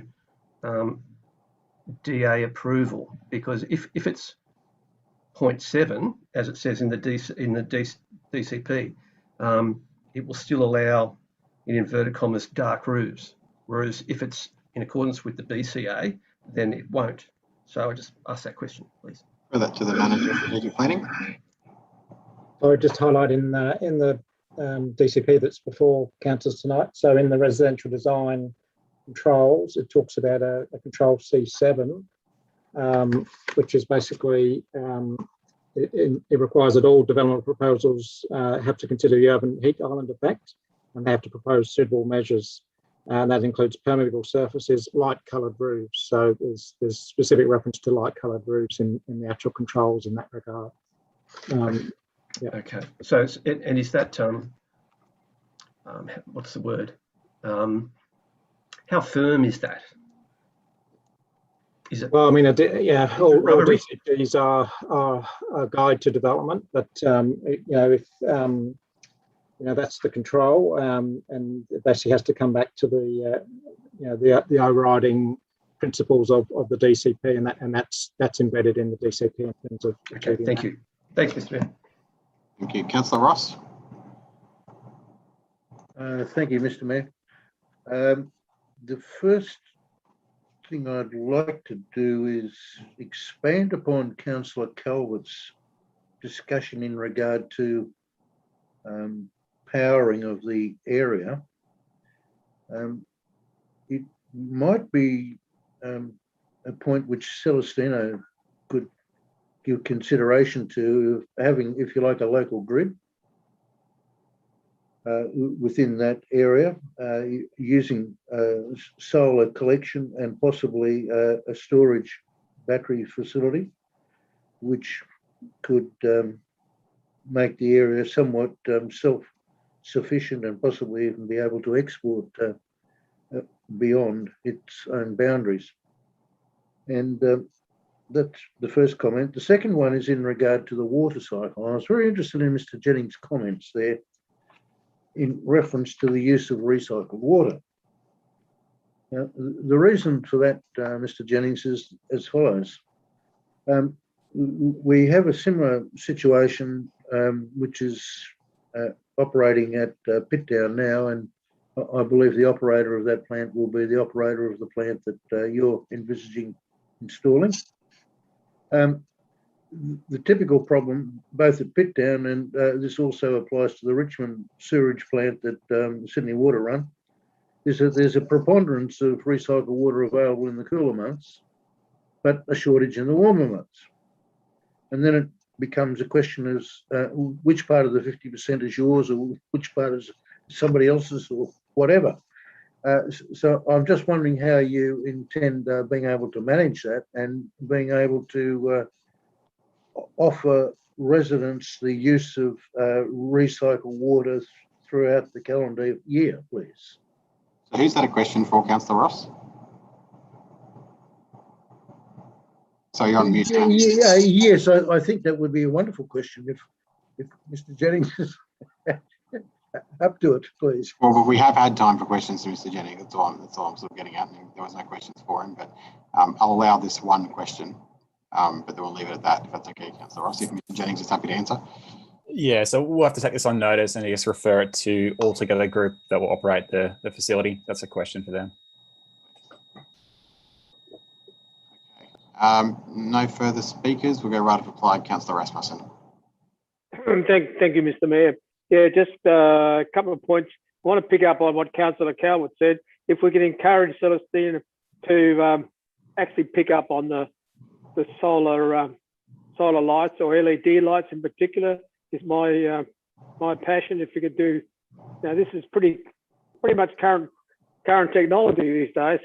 The conventional lights are really being phased out as quickly as the cost curve allows it to be. And the other one was the solar panels. I know that adds costs, and there are some difficulties with getting the RITS subsidies, but I'm sure that could be worked out. So if I could encourage that particular direction, that would be wonderful. But apart from that, I think it could well be a model development, and I certainly hope it is. Thank you. Thank you. Put the motion. All those in favour, please raise your hand. Favour are Councillor Ross, Councillor Connolly, Councillor Reynolds, Councillor Calvert, Councillor Lyons-Bucket, Councillor Kotlash, Councillor Zamprogno, Councillor Wheeler, Councillor Richards, Councillor Tree, Councillor Rasmussen, Councillor Garrow. Declare it carried. Thank you. Our next item subject to public address is item 154. And we have one speaker, Ms. Erin Wilkins. Is Erin in the meeting?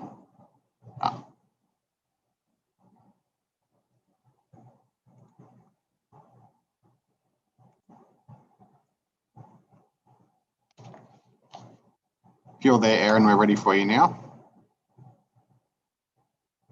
Thank you. And next item.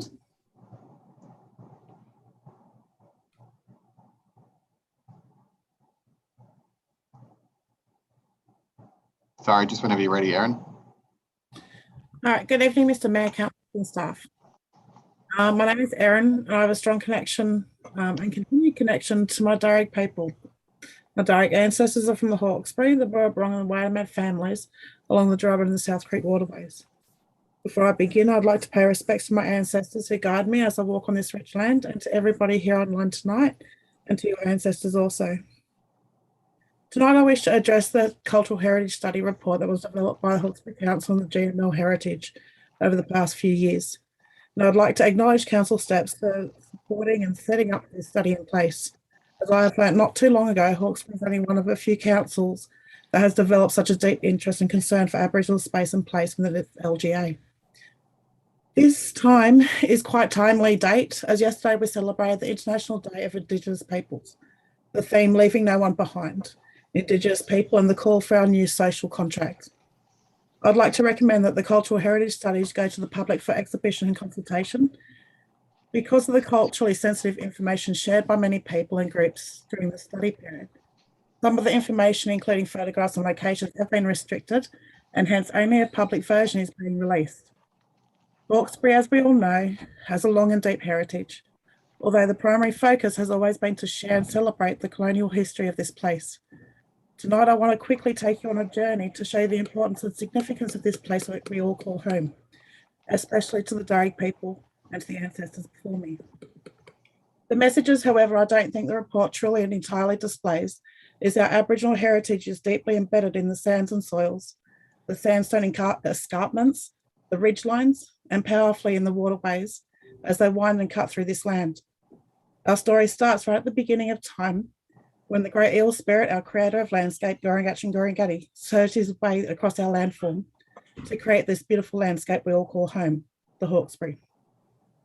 Over time, and especially through the darkness that we call colonisation, which we still feel the impacts of, our stories were no longer celebrated, our language tabooed, our cultural sites were seen to be no longer relevant to the farmers and to the settlers seeking to utilise and own the fertile lands in our region. And as such, they destroyed them, covered them over. Our land still speaks to us. In fact, it calls to us to maintain, to protect and preserve its history. To understand the deep and powerful connection Aboriginal people have to place and space is important.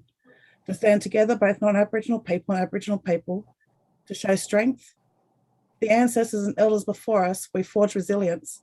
And most importantly, it is time that truth-telling of the darkest aspects of our history, the Hawkesbury's history, is acknowledged and shared, and not only glorified as a colonial settlement, but one of atrocity, pain and disposition.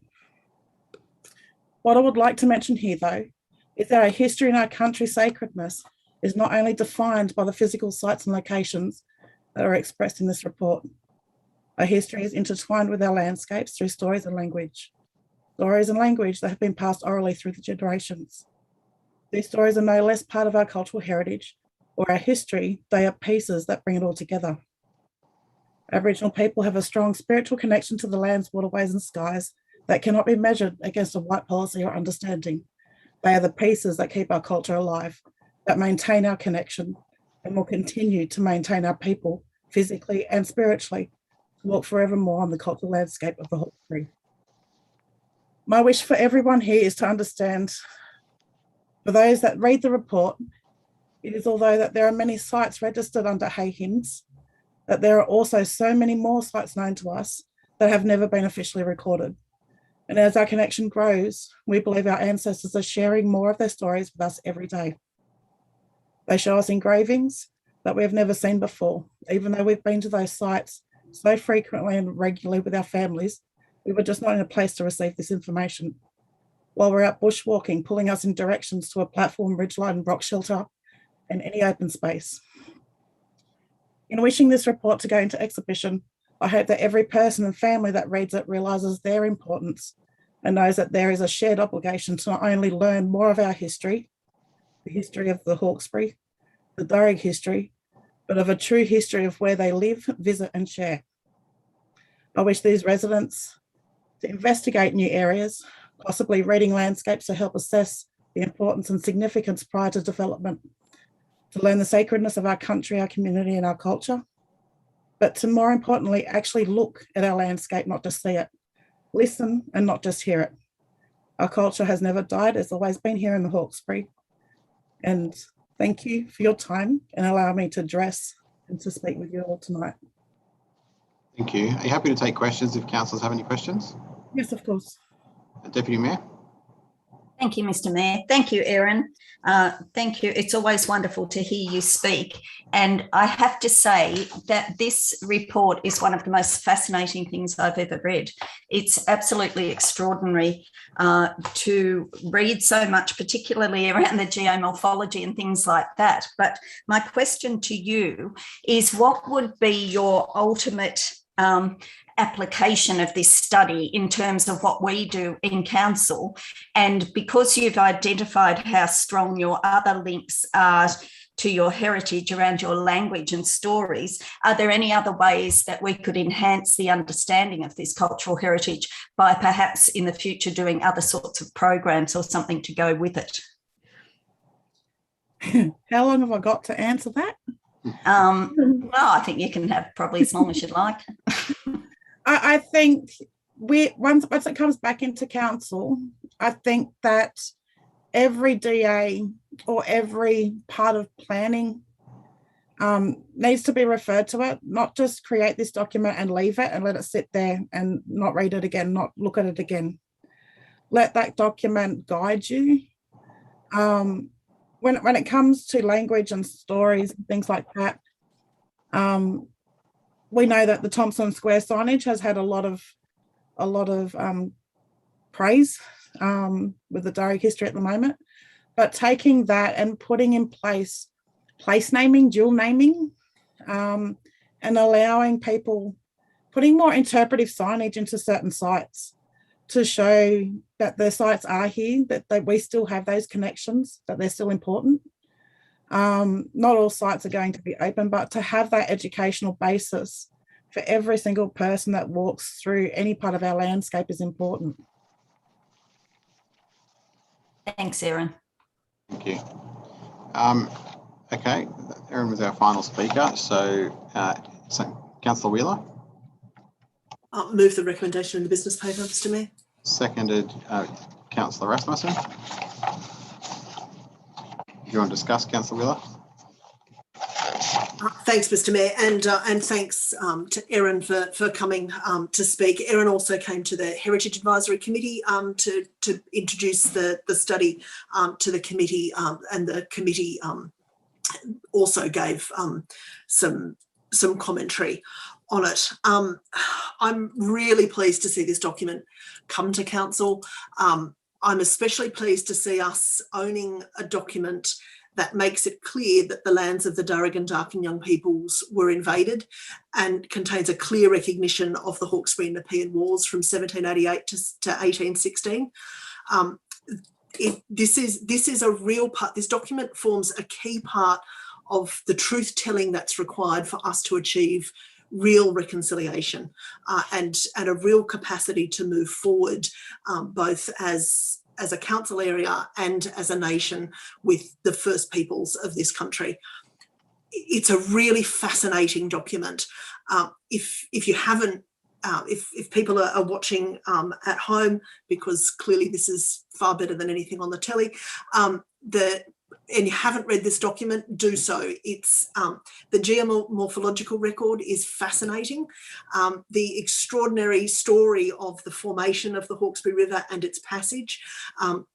This is the understanding of this incredibly ancient river system, more than 90 million years old, in fact, older than the Blue Mountains that rise beside it. If you want to understand the river system that defines and sustains us, this section really is a must read. But it's also a must read if you want to understand the culture that developed with it. There's a really interesting comment in here that about that the art that's detailed in this study isn't scattered randomly, but it's part of a web of art, occupation and ceremonial sites. And I think that understanding of that web of culture as not just influenced by the topography and the geography of this area, but as an integral part of it is what is really so fascinating about this story. There's also the comment that there were decades of conflict and attempts at subjugation, control and removal, paternalism, control, segregation and assimilation. We need to own those as parts of our own heritage. Our heritage isn't just about the marvellous development of these towns and the agriculture that saved a fledgling colony. That came at a price, and it came at a price for the Darug and young people. And we need to recognise that. It's also worth noting on this, the census night, that the 1967 referendum referred to in this document was the first time that Aboriginal people were determined as finally being able to be counted in a census along with the rest of us. That was 2 years before I was born. It's quite staggering, in fact, that this culture has survived the onslaught of the 200 years that faced it. There's also reference to the Real Secret River Darubin project, and I sincerely hope that the Darug place names can be incorporated into Council's signage project. And Erin referred to that when she was speaking as well. I want to particularly thank the contributors to this, particularly the Darug and Darkinjung people. The spirit of generosity and forgiveness is really humbling, I think, for us. There are clear recommendations in this report regarding access, maintenance and treatment of these sites, but also incorporation of this knowledge into signage, management plans, how we deal with planning arrangements. What I would like to see when this comes back to us after it goes on public exhibition is some clear recommendations about the resourcing that Council is going to have to provide in order for these things to happen. Because as Erin said, it's not enough for this document to be put on the shelf. It's not enough for us to tick this box and say, yep, we'll do this again in 10 years' time, we'll update it. This has to be a living document. It has to be a document that we refer to frequently. It has to be a document that we make sure we understand the contents of so that we can continue our path towards reconciliation. But it also has to be a report now that is incorporated in every aspect of our planning regarding livability, signage, what we plant, what we do, and how we value this place that has been handed down to us and has been cared for such a long time by the extraordinary people documented in this study. Thank you. Thank you, Deputy Mayor. Thank you, Mr. Mayor. I fairly much echo what Councillor Wheeler just said, but I think that this provides such a great baseline tool to inform us on all these sorts of issues, and not just from a history point of view, but it shows just how important it is that we get the input from our local Aboriginal community, because their knowledge is incredible, their contributions are incredible, and that extends into modern decisions and modern decision making, that we should be incorporating their point of view at every single point. And I think this is such a wonderful educational tool that I hope it will spread beyond council, and that it is something that can be accessed by schools. And I'm sure there's other material that Erin and her people do, but I think that it should be read by as many people as possible. And the dual signage with the language as well, I think that is being considered in our signage strategy or policy, and hopefully that will be a reality before too long. I was also going to ask questions about resources, but Councillor Wheeler just raised that. So I hope we get some feedback from the community. I hope that when this goes out on exhibition, that people read it and really embrace the incredible history that we have in this area, and read about just the wonders of the whole thing. I just think it's a really fantastic report, and I thoroughly enjoyed reading it. Thank you. Thank you. I just wanted to thank Erin for coming and speaking to us tonight. I think that this is a good plan. Some of the actions that are in the implementation plan require funding. Some don't require funding. They just require us to take certain steps that are completely within our remit. Some we've already started on. I did go out to Caddo Bridge Reserve with Erin, and she showed me around and was happy to answer my ignorant questions, and got a feel for what needs to be done there. And we have started that work. So some of these things are for council to fund. Other parts of this are for council to now say, we've got a strategy, we can go and have this packaged up for grant funding. So I think it's important that we get this on exhibition and get it adopted so that when those opportunities come up, we've got a chance to go and seek that funding that's available. Are there any further speakers? If not, we'll go right of reply. Councillor Wheeler. Not necessary, Mr. Mayor. We'll put the motion. All those in favour? Favour are Councillor Lyons Bucket, Councillor Connolly, Councillor Wheeler, Councillor Reynolds, Councillor Ross, Councillor Calvert, Councillor Rasmussen, Councillor Richards, Councillor Garrow, Councillor Kotlash. If I missed anyone, Councillor Tree. Declare it carried. I hope I read them all out then. Good. Our next item, subject to public address, is item 155. Anybody have an interest in 155? Councillor Richards. Yes, thank you, Mr. Mayor. I have significant non-pecuniary interest leaving the meeting for this item. As I was present at the funding announcement, sorry, I'll just read the reason. So if I can be let out of the room, that'd be great.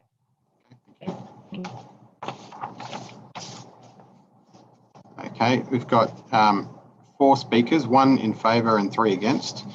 So our first speaker in favour is Samantha Magnuson.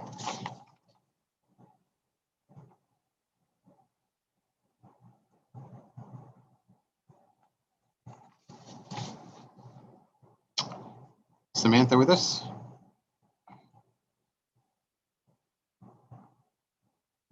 I'm just connecting them. Just for a moment.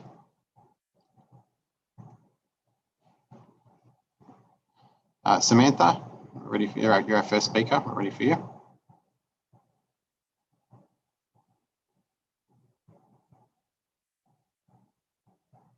Sorry, I'm muted at the moment.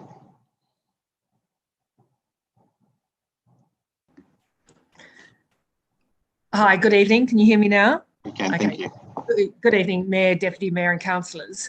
I live on the Richmond lowlands and I support an additional river crossing as well as well-considered development in the Hawkesbury. My name is Samantha Magnuson. Tonight, I'm speaking for the motion. However, the motion itself is not clear.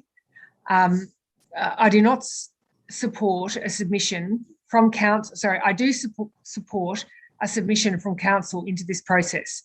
I feel we are now approaching a point of no return on this project and council's views will be critical. Before my time starts, I just do quickly need to comment on the Gross River Bridge discussion tonight because it is directly related to this project.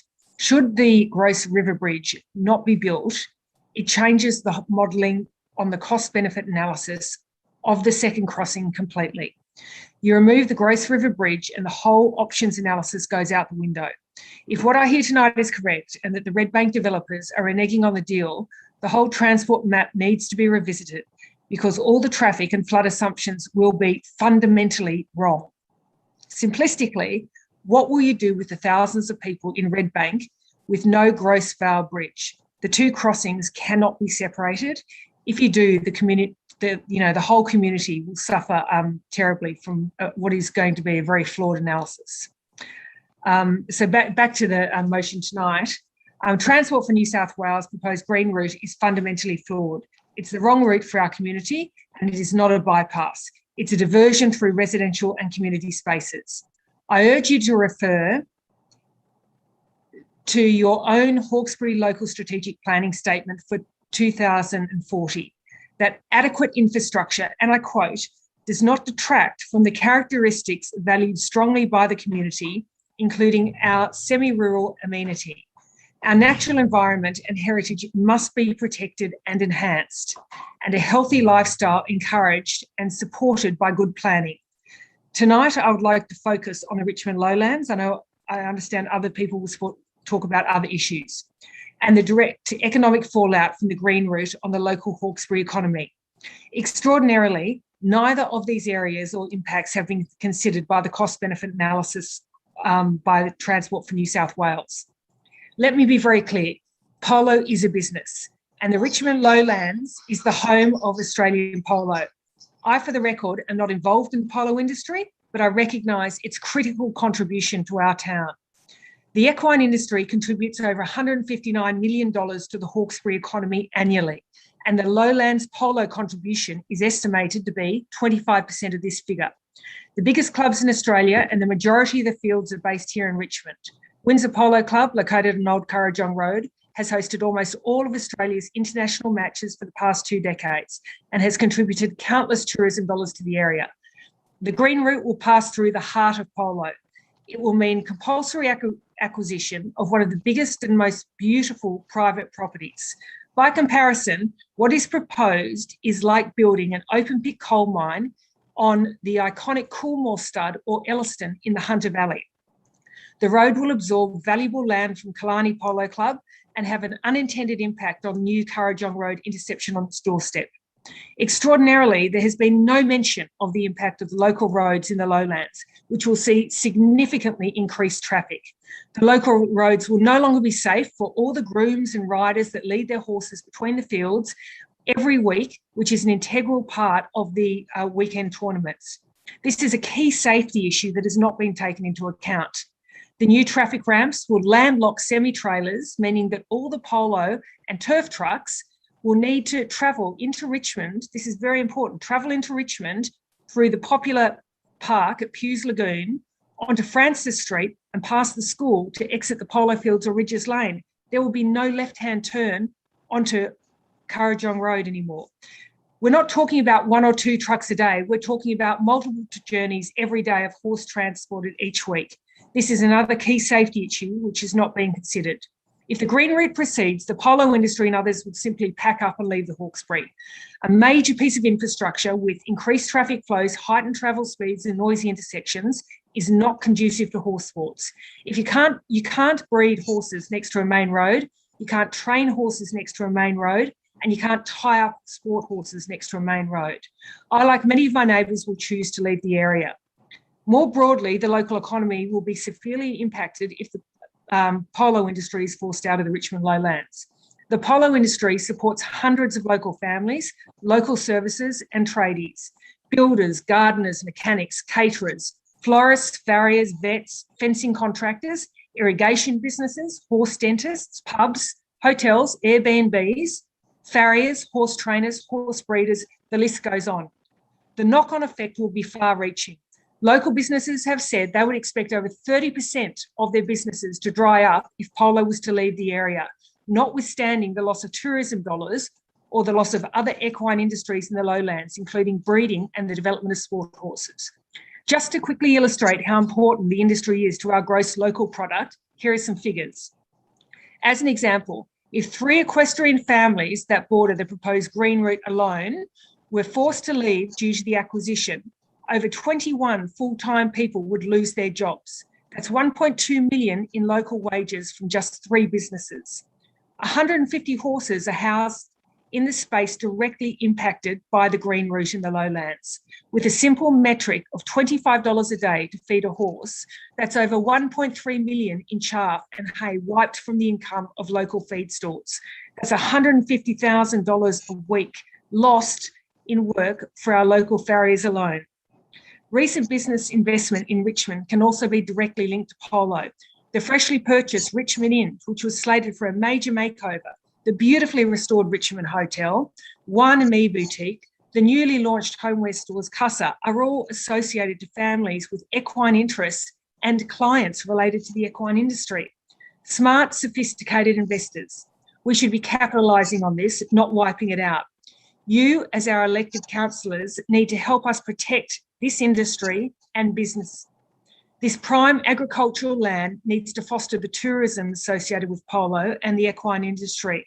We are asking you to help us build on the strengths of the equine industry, not passively allow a huge asset to be desecrated because we have adopted the face value of a manifestly derelict infrastructure report. Had the community been given their choice of a widening of the road through North Richmond or a road on their front door, I think we all know what that choice would have been. Thank you for your time. Thank you. Happy to take questions from councillors. Yeah. Any questions? No? All right, thank you. Our next speaker is Michael Morris. Thanks, Mr Mayor, councillors, staff. Pardon me. I am speaking against the motion. However, I need to point out that I am supportive of a significant amount of council's proposed submission with amendments based on the points that I'll address tonight. I do also however, have to make the explicit link between this project and the Gross River project. The modelling that's associated with this project shows that up to 14% of the traffic is expected to use the Gross River Bridge. And it is also explicit in Transport's documents that that is the creation of the 1 in 100 shorter transport route during flooding to get back to Sydney. In relation to the actual duplication, I note that the council report restates items and the claim benefits of Transport for New South Wales preferred route. However, the council and Transport for New South Wales reports are silent on the social impact damage, business and economic impacts and heritage disbenefits to the community. Transport has stated that they have not done socio-economic analysis and therefore the benefit cost ratio on which they have based their recommendation is flawed. The missing elements for further consideration include visual amenity and noise. Page 32 of their own document reports that residential amenity is another important consideration in terms of impacts to views from properties. Council should be alarmed that the preferred option is the option that has the greatest impact on residential amenity for its residents and constituents, through both destroyed visual amenity and direct noise and vibration impacts. The preferred route creates those direct impacts for over 80 plus houses on Southie Road and Innes Lane and a further 50 plus residences in the Lowlands, Norfolk Place, Terrace Road and Bells Line of Road. Using the full driftway corridor to Castlereagh Road and a route alongside the current bridge as per Transport's original intent completely eliminates this impact. The options report has remained completely silent on the impacts on residential properties in North Richmond. See, for example, figures 6.5 and table 6.3 of their report. Nor have they considered the long visual amenity impacts for residents fronting Hannah Park or along the back of the houses in Norfolk Place. The preferred route doubles the traffic noise footprint for residents north of the existing bridge, and there has been no accounting for the psychosocial impacts on residents in Southie Road or Norfolk Place segments. Duplicating the bridge in the current corridor keeps the noise footprint in one location and keeps the visual impact in the one location and keeps it hidden behind existing established tree growth. In relation to Aboriginal heritage, a key constraint was the impact on Aboriginal heritage sites on the purple route. Transport recent map of the green route shows that for the first time, it identifies 5 areas of Aboriginal heritage significance to be crossed. I note the previous item of Council's business tonight was the issue of Aboriginal heritage, including its preservation. The duplication in the existing bridge route corridor vastly reduces any such impact. In relation to flood resilience, Transport note that to achieve a 1 in 100 flood resilience would require a 2.5 kilometre bridge. And it's worth noting that the Jim Anderson Bridge cost $135 million. They now have a $500 million budget and the opportunity to return to the drawing board to truly create a significant increase in flood resilience for the Hawkesbury. Moving from a 1 in 2 to a 1 in 5 flood resilience for a $500 million investment is simply a poor investment of taxpayer dollars. As mentioned, the Transport documents demonstrate a reliance on the Gross River Bridge to establish the 1 in 100 route via Springwood from the west during river flooding. Transport also note that the yellow route that they proposed has the lowest contamination risk and a bridge would further reduce potential contamination risks. The preferred route is also the only route that significantly impacts against all the constraints they identified, including impacts on soccer, polo, Aboriginal heritage sites. Their own report indicated that the yellow route had lower impact on all of these than their now preferred route. They have also made no accounting for the compulsory acquisition of Western Sydney University land and the economic impacts of relocating important climate research. Their traffic modelling was allegedly to improve road safety, and a stated objective was to reduce right-hand through traffic turns to reduce traffic accidents. However, their proposed green route creates a number of additional right-through traffic intersections and other intersection problems which are not present in the yellow route. Prior Transport for New South Wales statements made during the value workshop and reiterated during the community consultation meeting in July 2020 stated that North Richmond will not be bypassed, as it was determined that there would be a loss of business should a bypass be built.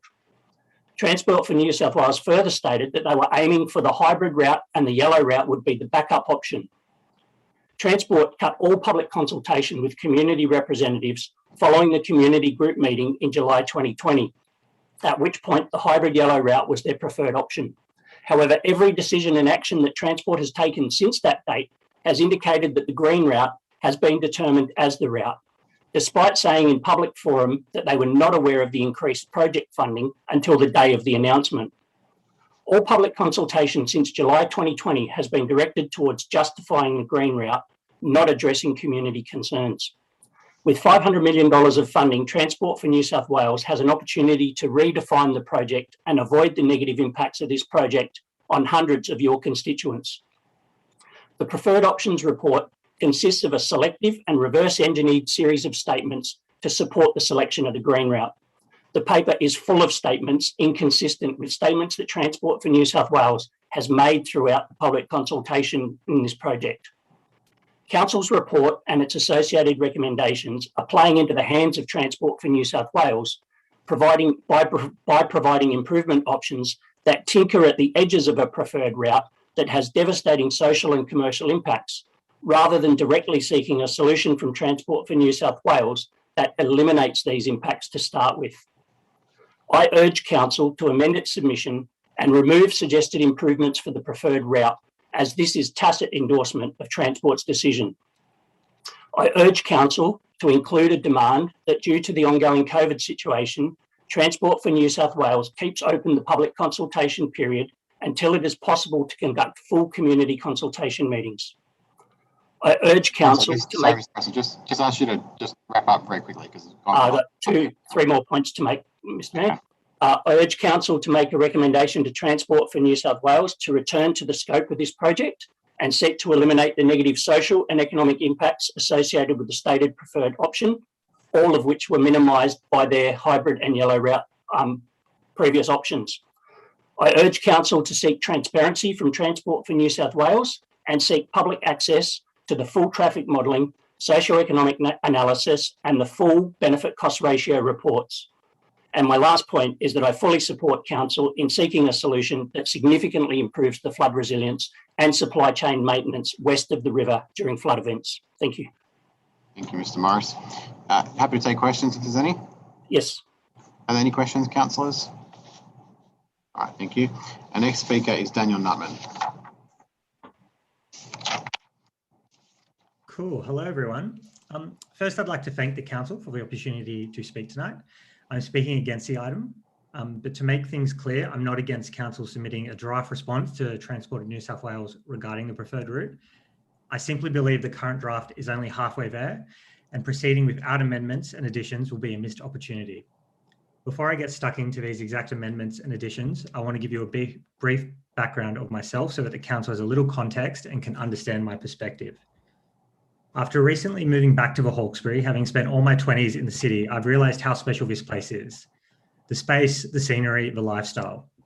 It's one of the last true semi-rural communities. As a resident of Southie Road and as someone who has studied the Transport to New South Wales report at length and spoke to the team at length, I know firsthand how little consideration and involvement the residents of Southie Road have had in this process. Other than a noise wall, there's been no consideration on the impact of the value of our properties and the mental health during this entire process. From a community point of view, I believe the current route will have irreversible consequences and impacts on the aesthetic of the Hawkesbury, distress to the residents, and won't adequately fix the traffic issues. The cost of this route is too high for the current residents. It does not set the Hawkesbury up for future success. Since the beginning of the report, new data has emerged, the budget has doubled, and community consultation groups have not been reconsulted. As such, the preferred route must be better scrutinised, and previously shortlisted routes must be further explored. I believe this can be accomplished if these recommendations are added into the Council's submission to Transport to New South Wales. I'd like to start with the positive points in the draft submission, which I don't really have a problem with. The funding, the heritage consultation and active transport lines and the acquisition section. And thank you for including specific point on Southie Road residents in that. There's a major flaw, I think, in the flood resilience section, and I'd like to recommend adding the following. Can the Council request Transport for New South Wales share what climate science data, if any, was followed when choosing the best route and what climate modelling was done? The recent IPCC report states extreme weather events will become more frequent.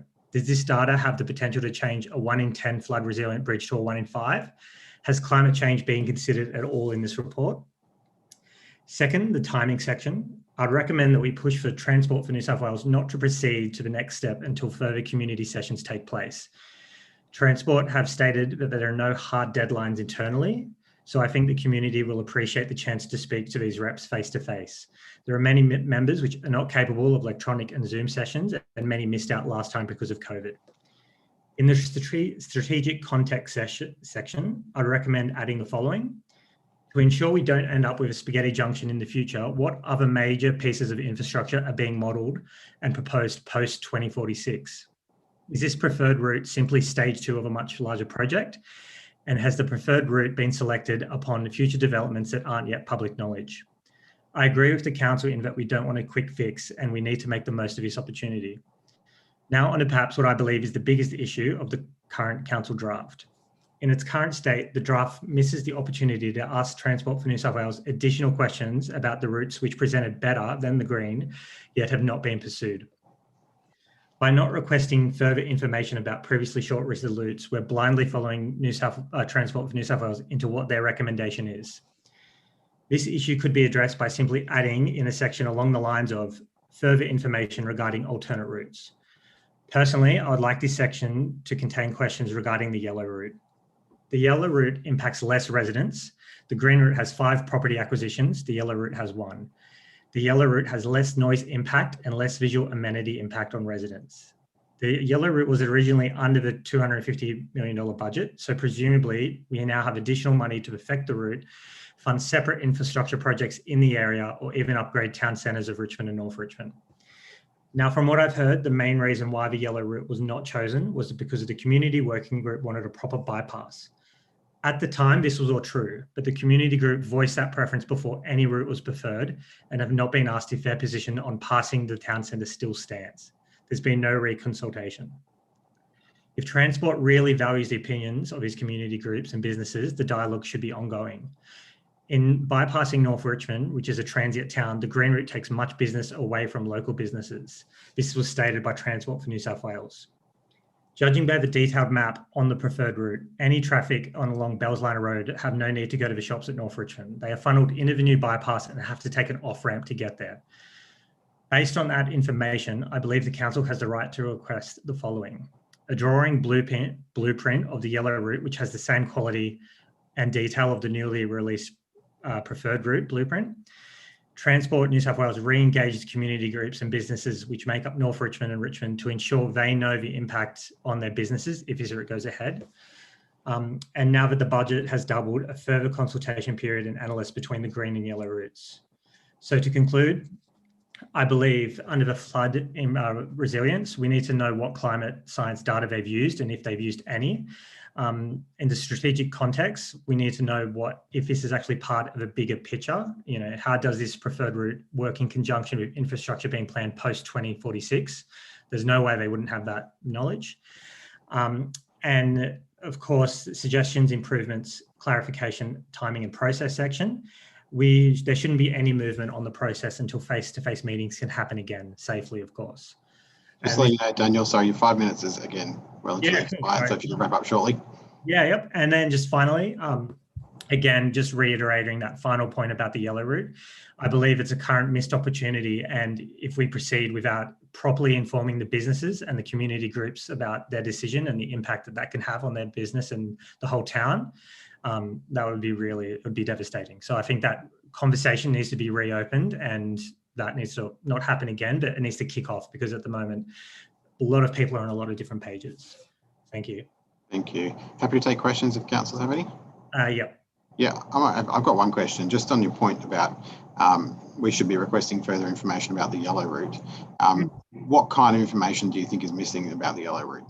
What do you think we need to request? For one, just add that detailed map that previously came out supporting the green route. If they would have something like that for the yellow with the same detail, because the difference between that kind of pencil drawn green line on the map and what they actually provided is greatly different to what they're proposing. So even that would be a great start to show the businesses to see how much of the North Richmond shops it'll actually impact. It's just a better detail, and I believe people can't make informed decisions if they've only got half the picture. Thank you. Councillor Reynolds. Yeah, thanks for that, Daniel. Could you tell us, as a resident of Southie Road, what communication you've had with Transport for New South Wales and what form it took? Was it in person? Was it written? And when you were notified of their preferred option? So I was only notified by the Dropbox, by the mail that they sent out to everyone, I suppose you could say. I already found out about the project through a friend though, who's had his finger on the pulse, I suppose you could say. As far as talking to locals, like my neighbours, they haven't had any type of consultation unless they've reached out. I myself reached out and spoke to one of the project managers on the first community night, and I have been talking to him kind of ongoing via email and phone conversations. But I'd say as a whole, there's a slim chance that any of my neighbours have definitely been in stable communications unless they've been reaching out themselves. So there hasn't been like any meetings as such between the residents and Transport for New South Wales? Not yet, no. That's what I was hoping for, because most recently one of the project managers spoke to me and said that if they can't do face-to-face sessions, they're looking to move into more, I suppose, targeted groups, which have been the most vocal, which would make up Southie Road and Norfolk Place, but I haven't heard anything. And yeah, a lot of people, I did a lot of door knocking when this first came about, like 2 days after it was released, and people were just hearing about the route from me. So yeah. Okay. Thanks, Daniel.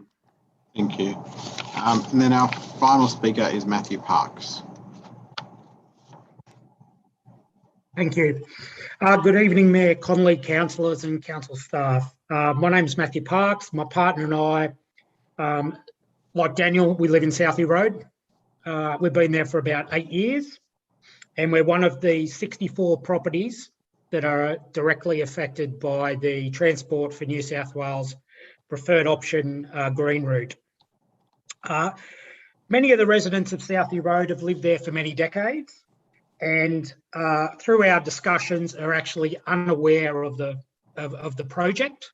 And to be honest, if you look at the scale that the people are affected, Southie Road is actually probably one of the largest with 64 properties. Yes, the properties are not getting acquired. I think if your property was getting acquired, you got a knock on the door by Transport for New South Wales. Otherwise, it was all silent.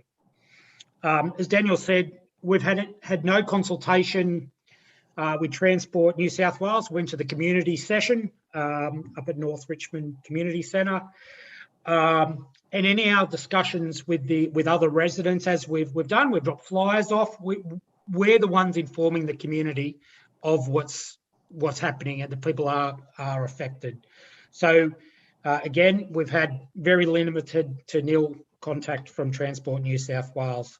We thank the council for being involved, obviously, in the draft submission that's being put together by the Manager of Strategic Planning. And in particularly the paragraph around Southie Road. It's an interesting one, and if maybe later we could understand what the paragraph actually means in respect to the proposed noise mitigation of the corridor along Southie Road. Council recommends that the corridor option to be designed to avoid the need to mitigate the proposed corridor. So it'd be good to understand. Yes, noise is a concern for our residents. Where today we typically have around maybe 1,000 cars come, along Southie Road, we're going to go to 8,000 vehicles based on today's numbers, travelling at 80 kilometres an hour, 30 metres from our doorsteps. And that's forecast to be 16,000 in 2046. So yes, it is a large concern. I actually walked out earlier to get some fresh air, and it was great to hear the frogs, you know, and that's changed itself over the time, but the noise, is going to get worse. But the other concerning factor for us is safety and what's being considered with the route that's proposed, and a bit more in their detailed planning of the roads. So I'm not sure how much the councillors know around the route and actually what they're planning to do. So Southie Road is going to be blocked off at both ends. There's going to be an off-ramp at the Castle Ray Road end as you turn around onto the new bypass, and then you're going to go straight off that ramp, straight to a give way sign. So the road potentially can bank up. Entering the new bypass, with the main entry and exit point being Valda Avenue, we're going to go from 50 kilometres an hour in there straight to 80. There's no on-ramp onto the new bypass. You're going to be crossing lanes of traffic, or a lane of traffic, going both ways. So there's no real consideration in how we do it. Yes, there is an exit to come off the bypass into Valda, but that's it. So you're crossing over traffic. So, you know, safety and not having accidents doesn't seem to be considered. You know, and then what happens if there is an accident on that road? Where's all that traffic going to go? It's going to go into the community. It's going to go off Valda Road or down Hughes, the off-ramp, and it's going to go through our community in 50 kilometres an hour. We know that those roads already struggle at that speed when we've got the police that are constantly on Southie Road pulling people over. So it's one of the concerns with, you know, a lot of families and everything there. So that's it. Then we've also got obviously the environment and issues. You know, across from where we live, there's a natural spring. The road is going straight across that natural spring. The eucalypt plantation that feeds some of the animals in Taronga Zoo and other zoos, they're going to be chopped down. The 100-year-old pecan trees will be cut down. You know, the report says we're going to mitigate the route to avoid as many trees being cut down. I don't know if 400 trees is really mitigating, but you know, there's a lot of issues in there, and we've been talking to the university directly about, you know, it's as if their hands are tied. You know, the people are talking 4 years, being told 4 years, wrap up your project, because it's going to go. So, Mr. Parks, just so you know, your time has expired, so please wrap up shortly. Sure, no problems. Look, we've also agree that, look, the traffic flow problems need to be addressed. The bridge issue needs to be addressed, but there are other ways around Southie Road that you can go. And we've got, you know, shorter routes that you could go directly. If you go diagonally across, don't affect, there's free land through there, it's 300 metres shorter. You remove an intersection, you remove. We make these suggestions, we hear nothing back. So in summary, look, it's great that we're putting forward a submission as a community from the Hawkesbury, and we really appreciate it. But a lot more needs to be done by Transport New South Wales in the consultation process. Come out and visit the people on Southie Road. Thank you. Thank you. Happy to take questions if there's any. Yes. Any questions for Mr. Parks? No, thank you for that. Yep. All right, that was our final speaker, councillors. Councillor Wheeler. Thanks, Mr. Mayor. I'd like to move to defer this item so that we can amend the submissions with the additional information given to us this evening. Okay. Second that, Mr. Mayor. Do you mind if I just suggest we put some additional, or just give us an additional idea of what you're proposing in terms of how would we go about amending the submission? Are you suggesting a briefing or another meeting of some sort? Well, I guess we could discuss it at a briefing, but it will probably have to come back to council, I would imagine, before yeah, sorry, I just mean how are we getting there? Yeah. Sorry, go on. That's Sure. And can I add a point two? So that would be point one, that we defer to amend the submission to include information received from community representation, and a point two, that we alert Transport for New South Wales to the need for further community information and consultation, particularly residents affected along in Southie Road and also North Richmond. seconder. Was that Deputy Mayor? Yep. Okay. Because it appears from what we've heard this evening that that affected residents haven't been properly informed and consulted with. And I get that COVID makes all of this much, much harder, but that isn't a reason not to make some contact with people. And it's so they're really, Transport for New South Wales needs to use its considerable resourcing to reach out to these people so that they can have some impact. I want to thank the speakers who've really, this is quite an exceptional degree of representation and degree of detail in what we've heard this evening, and I thank you for the time and effort that you've gone to provide this information to us. It's really valuable, and I think the staff can probably listen back to the recording and add that to the submission that we've got. So thank you, and I hope then that when it comes back to council, you will again look at the submission and make further comments on that. Thanks. Thank you. Councillor Kolash. Thank you, Mr. Mayor. I'll support that amendment. I think that it's clear that this process in terms of community consultation is not working. I would caution a bit that I think that we have to be very careful not to take, I mean, I appreciate everybody's contributions and what we've heard from our speakers, but there has to be thorough community consultation, and that's not our role. So we have to be careful that we don't put up or purport to know, purport to have extensive community consultation when we aren't going to do that. So, but I do agree that there just seems to be too many flaws in this process.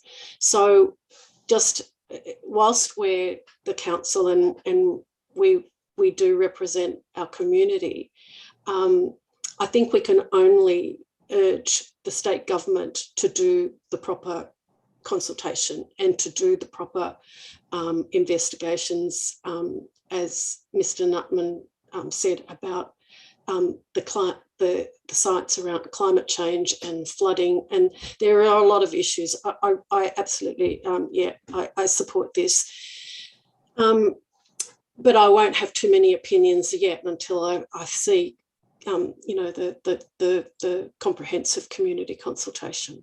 So I'll just leave it at that. So I think we have to go back to the drawing board on our submission. Thank you. Thanks, Councillor Kolash. I tend to agree with those sentiments. I think I'd be certainly happy to be calling for detailed maps to be released of the different options, including the yellow option. But like you said, we're not the ones that are doing the extensive community consultation, so we shouldn't purport to have that information and be able to speak on behalf of the whole community. It's been an assertion that obviously the demand for a bypass option came from the community very strongly. We had the council talking about and adopting a position that we only wanted a bypass. Susan Templeman has been very vocal about making sure it's not just a bypass. There's been a lot of lobbying around that because it's come from the community. Now, I take the point though that was raised tonight. Perhaps that's because the community didn't know what a bypass is going to look like, and perhaps they would just like a duplication. But that's not really up to us to purport to represent the community on that unless we go and do that consultation, which we're not proposing to do at the moment. But I do think we've got a role to facilitate that consultation happening properly by asking Transport for New South Wales to release further information if they haven't done so yet. So I'm supportive of the motion. Deputy Mayor. Thank you, Mr. Mayor. And I'd also like to thank the speakers for raising so many really valid points. I think it's really imperative that we don't go down a path that we've seen before where further information is requested and we don't receive it, or we've missed a point that somebody has raised, whereas you've just accurately said it's not for us to be deciding these things, but we certainly have a role in facilitating that discussion and following up on information that people may think is outstanding. And definitely asking the government to engage in further consultation, that these people who stand to be so impacted were not personally contacted is very poor, and we need to have that rectified. I think I'm happy to see it go back for further work.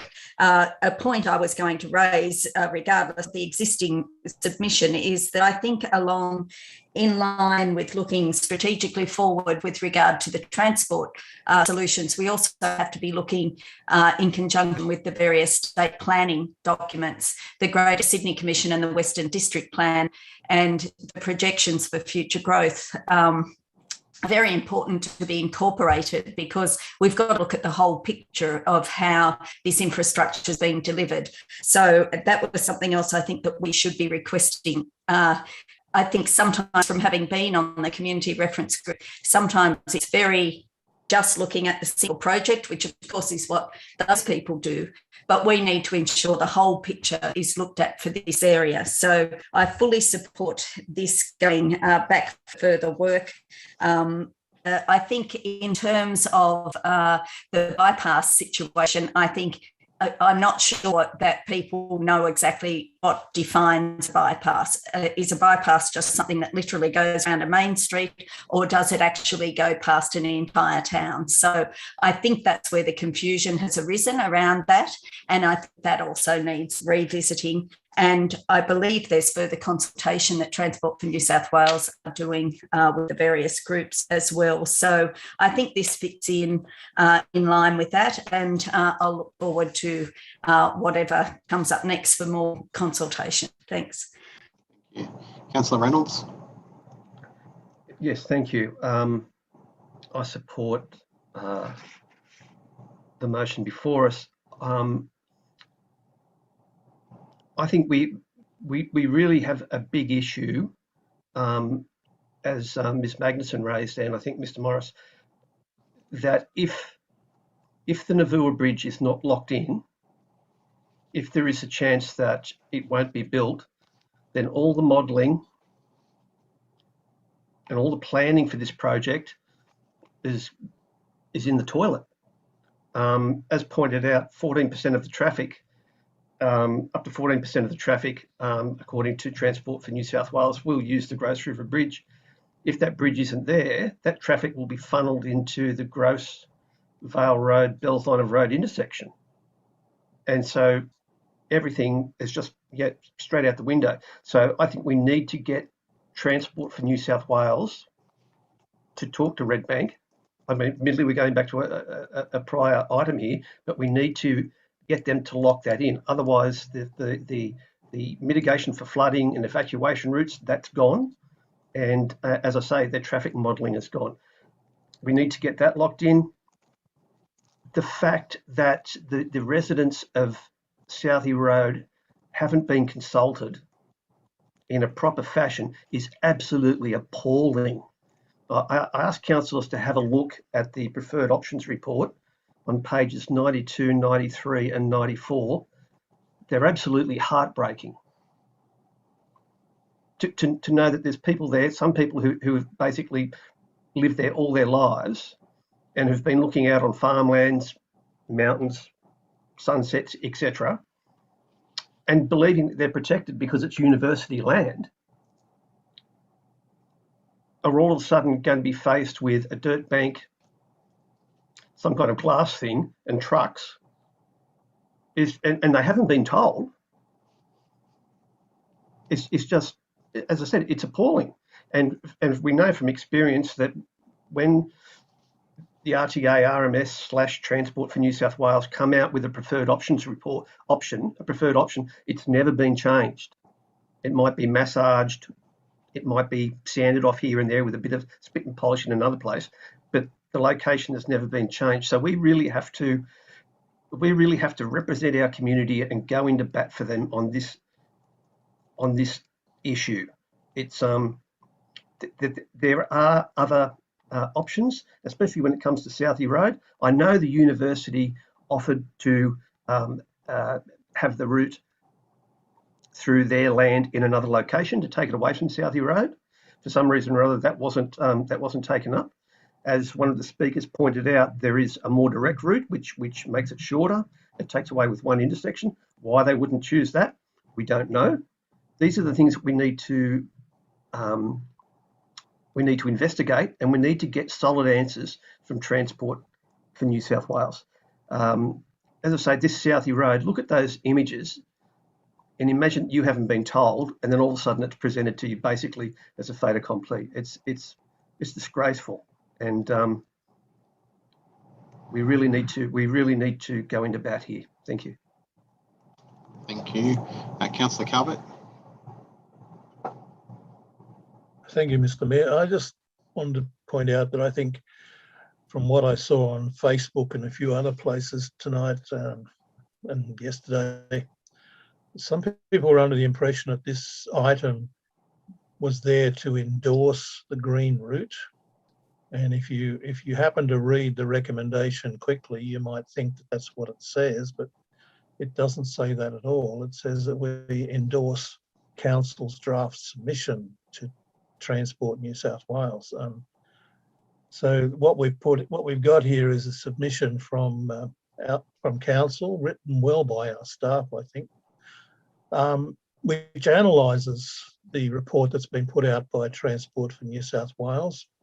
It analyses it very well and comes across many problems that haven't been answered. And there's been, as some speakers have pointed out, with things like Southie Road, there's been little or no attempt to answer those questions. They've just been left unanswered, and people are sitting around scratching their heads saying, well, what's going to happen and when are you going to talk to me about it? So the whole process seems to be flawed from the start, and I think our submission points that out, and therefore I think we believe our submission now is uncovering a lot more to talk about, a lot more questions, and therefore I'm very happy to support the motion that's been put forward so we can amalgamate all these new problems. Well, I must point out, however, that some people in the community are also under the mistaken belief that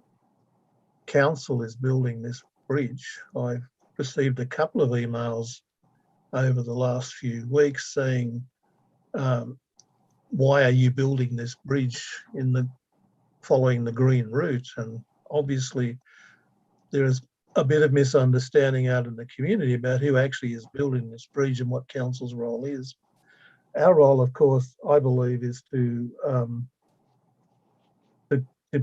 get public opinion, to voice public opinion, and let Transport for New South Wales know what our community thinks about not just the whole concept, but all the small components of it.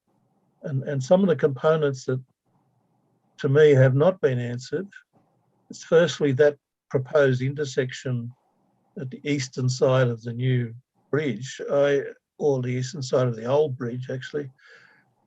That, to me, looks like a nightmare waiting to happen. I can't see how it's going to speed traffic. If you're coming down from the west and you want to go across that intersection, you're going to have to go across traffic that's going 90 degrees to you. So you're going to be banking up there anyway. So how's that going to make traffic flow any quicker? It just changes the choke point from Terrace Road lights and moves it down to that intersection.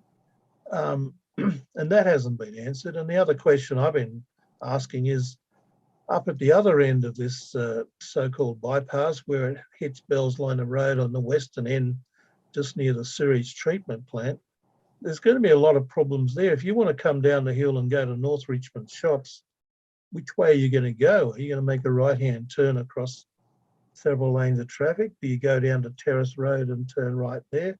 What is the preferred route to get into North Richmond Shops? And it's going to be a bit of a, that intersection there's going to be a bit of a lottery as to whether you actually make it through one piece or not.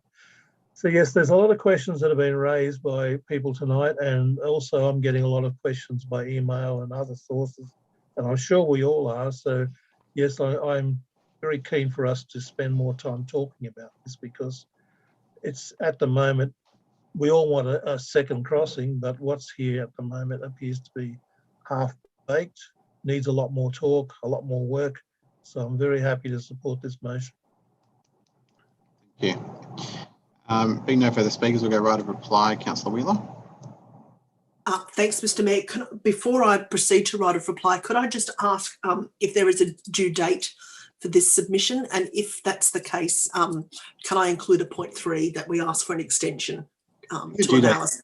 The due date is the 31st of August at the moment, which is the same date as our next council meeting. So it should be okay from that point of view. I think we might be stretching it a bit. So can I include a point 3 that asks Transport for New South Wales for an extension?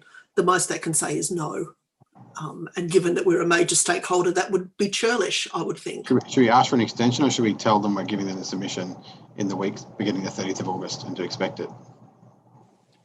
Well, I think that probably depends on how much we then alter it at the meeting on the 31st of August. I think it's probably very optimistic to think that we'll all look at it and go, yep, that's fabulous. You can send it in as it is.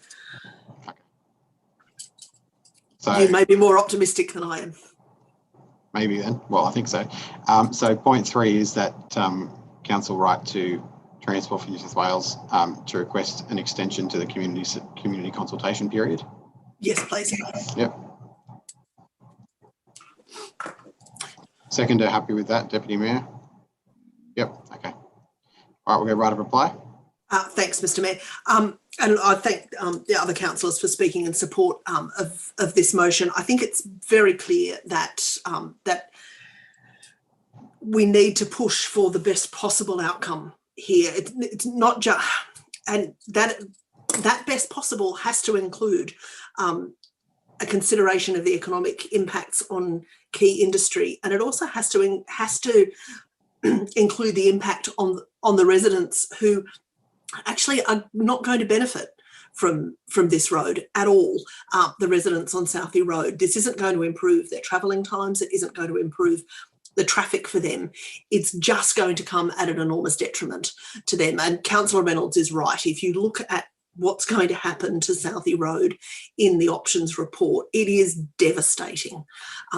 The loss of that Uke Face experiment to WSU, the loss of those huge trees that are iconic and are visited regularly by annually by people as a source of food and gathering and sense of place, but particularly the impact on the people who live on Southie Road. And this is not the big end of town, let's face it. These are just ordinary families who have sunk their resources into what they probably assumed was a home for life, looking out over paddocks, university paddocks, which you would think would be reasonably secure, up to the mountains, to then find that they're going to have a massive noise wall to cope with fairly significant traffic, and the noise that comes with it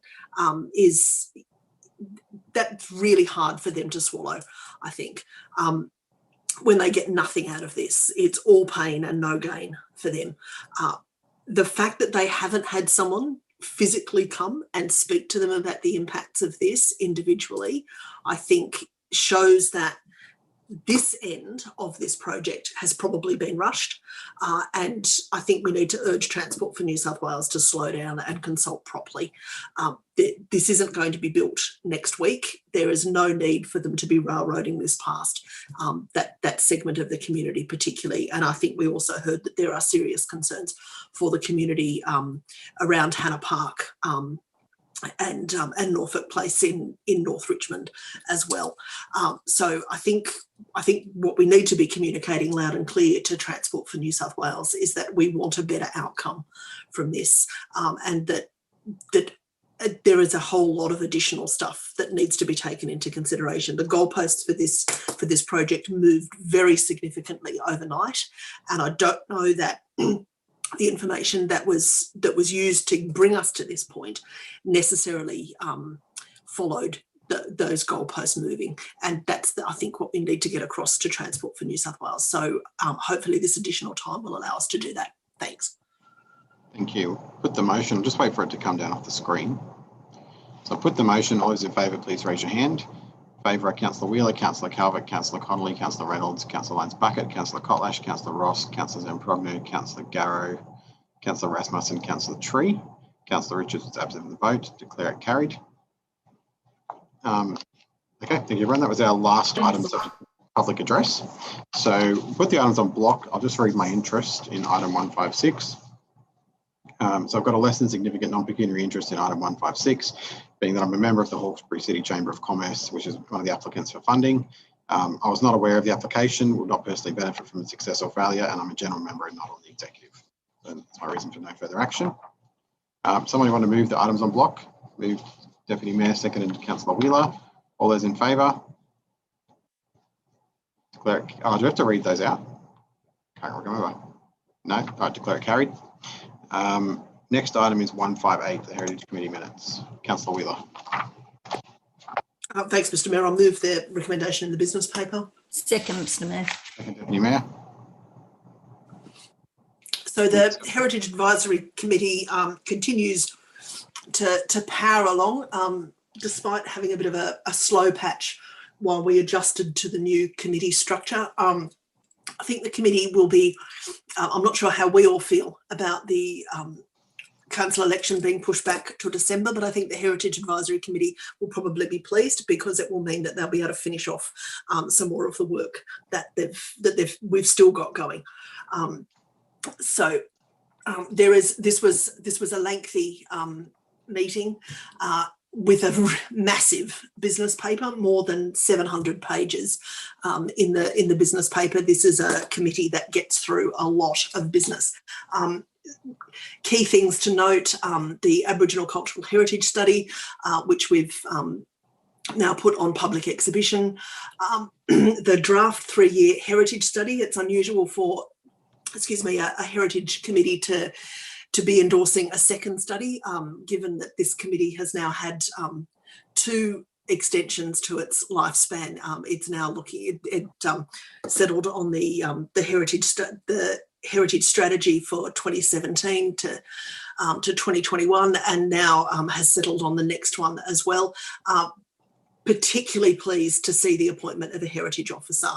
The members of the Heritage Advisory Committee are very, very keen to see that person put in place as soon as possible, and we're very grateful to the Director of City Planning for pushing for that position, and similarly to Council for agreeing to the funding of that position. It will make a real difference in an area with such rich heritage and so much that needs doing. We're still proceeding with the heritage study and keen to see the inventory sheets and endorsed the next round of the Local Heritage Assistance Fund. There was also recommendations for further advertising of that Heritage Assistance Fund, both as a carrot to potential owners of heritage or buildings that will be potentially listed under the heritage study, but also as a means of increasing public support for heritage and also education around what's done with heritage. So the committee's really keen to see more work done with council's corporate communications to really push both the fund and the results of the work that's been done. There's some additional information for heritage owners that's starting to be rolled out through heritage information sheets. I think we covered roofing and rising damp too. So water coming down and coming up, we've tackled first. There are additional sheets to come on paint, fencing, I think, and a variety of other hot topics in heritage circles. the committee would like some more money from council, but also from the State Heritage Office, never backward in coming forward asking for more resources. And I think that's probably a fair cop. And also a big push for education of tradespeople working on heritage buildings, that work be done both in a sensitive fashion and also that there be attention to materials, excuse me, and getting approvals. There was talk about the signage project and Councillor Zampronio's recommendations for a Blue Parks program similar to the one, excuse me, in the United Kingdom. And also comments on the Richmond Bridge duplication, which have already been incorporated into the submission. So as you can see, quite a lengthy and very useful meeting, lots of information given freely from expert members of the committee, which continues to provide a really useful service to council. Thank you. Councillor Richards. Sorry, Mr. Mayor, I was to declare an interest as this item mentions Richmond Bridge duplication project, so I'll leave the room now if that's okay before the vote takes place, and I'll send through my declaration of interest form. Thank you. Thank you. Any further discussion? Just wait for Councillor Richards to be removed. No. All right, we'll put that motion then. All those in favour, please raise your hand. Favour are Councillor Connolly, Councillor Wheeler, Councillor Reynolds, Councillor Lyons-Bucket, Councillor Ross, Councillor Kotlash, Councillor Zamprogno, Councillor Garrow, Councillor Tree, Councillor Rasmussen, Councillor Calvert. Declare it, Councillor Richards is absent for the vote. Declare it carried. Next item is questions with notice. Any discussion on those?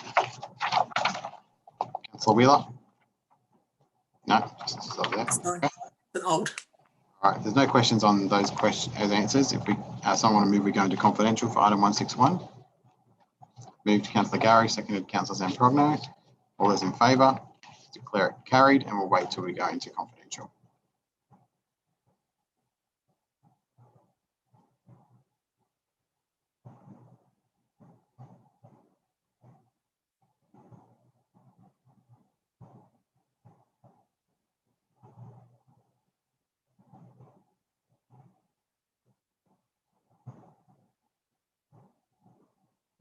And someone else. Daniel, it was Daniel and Paul. Yeah.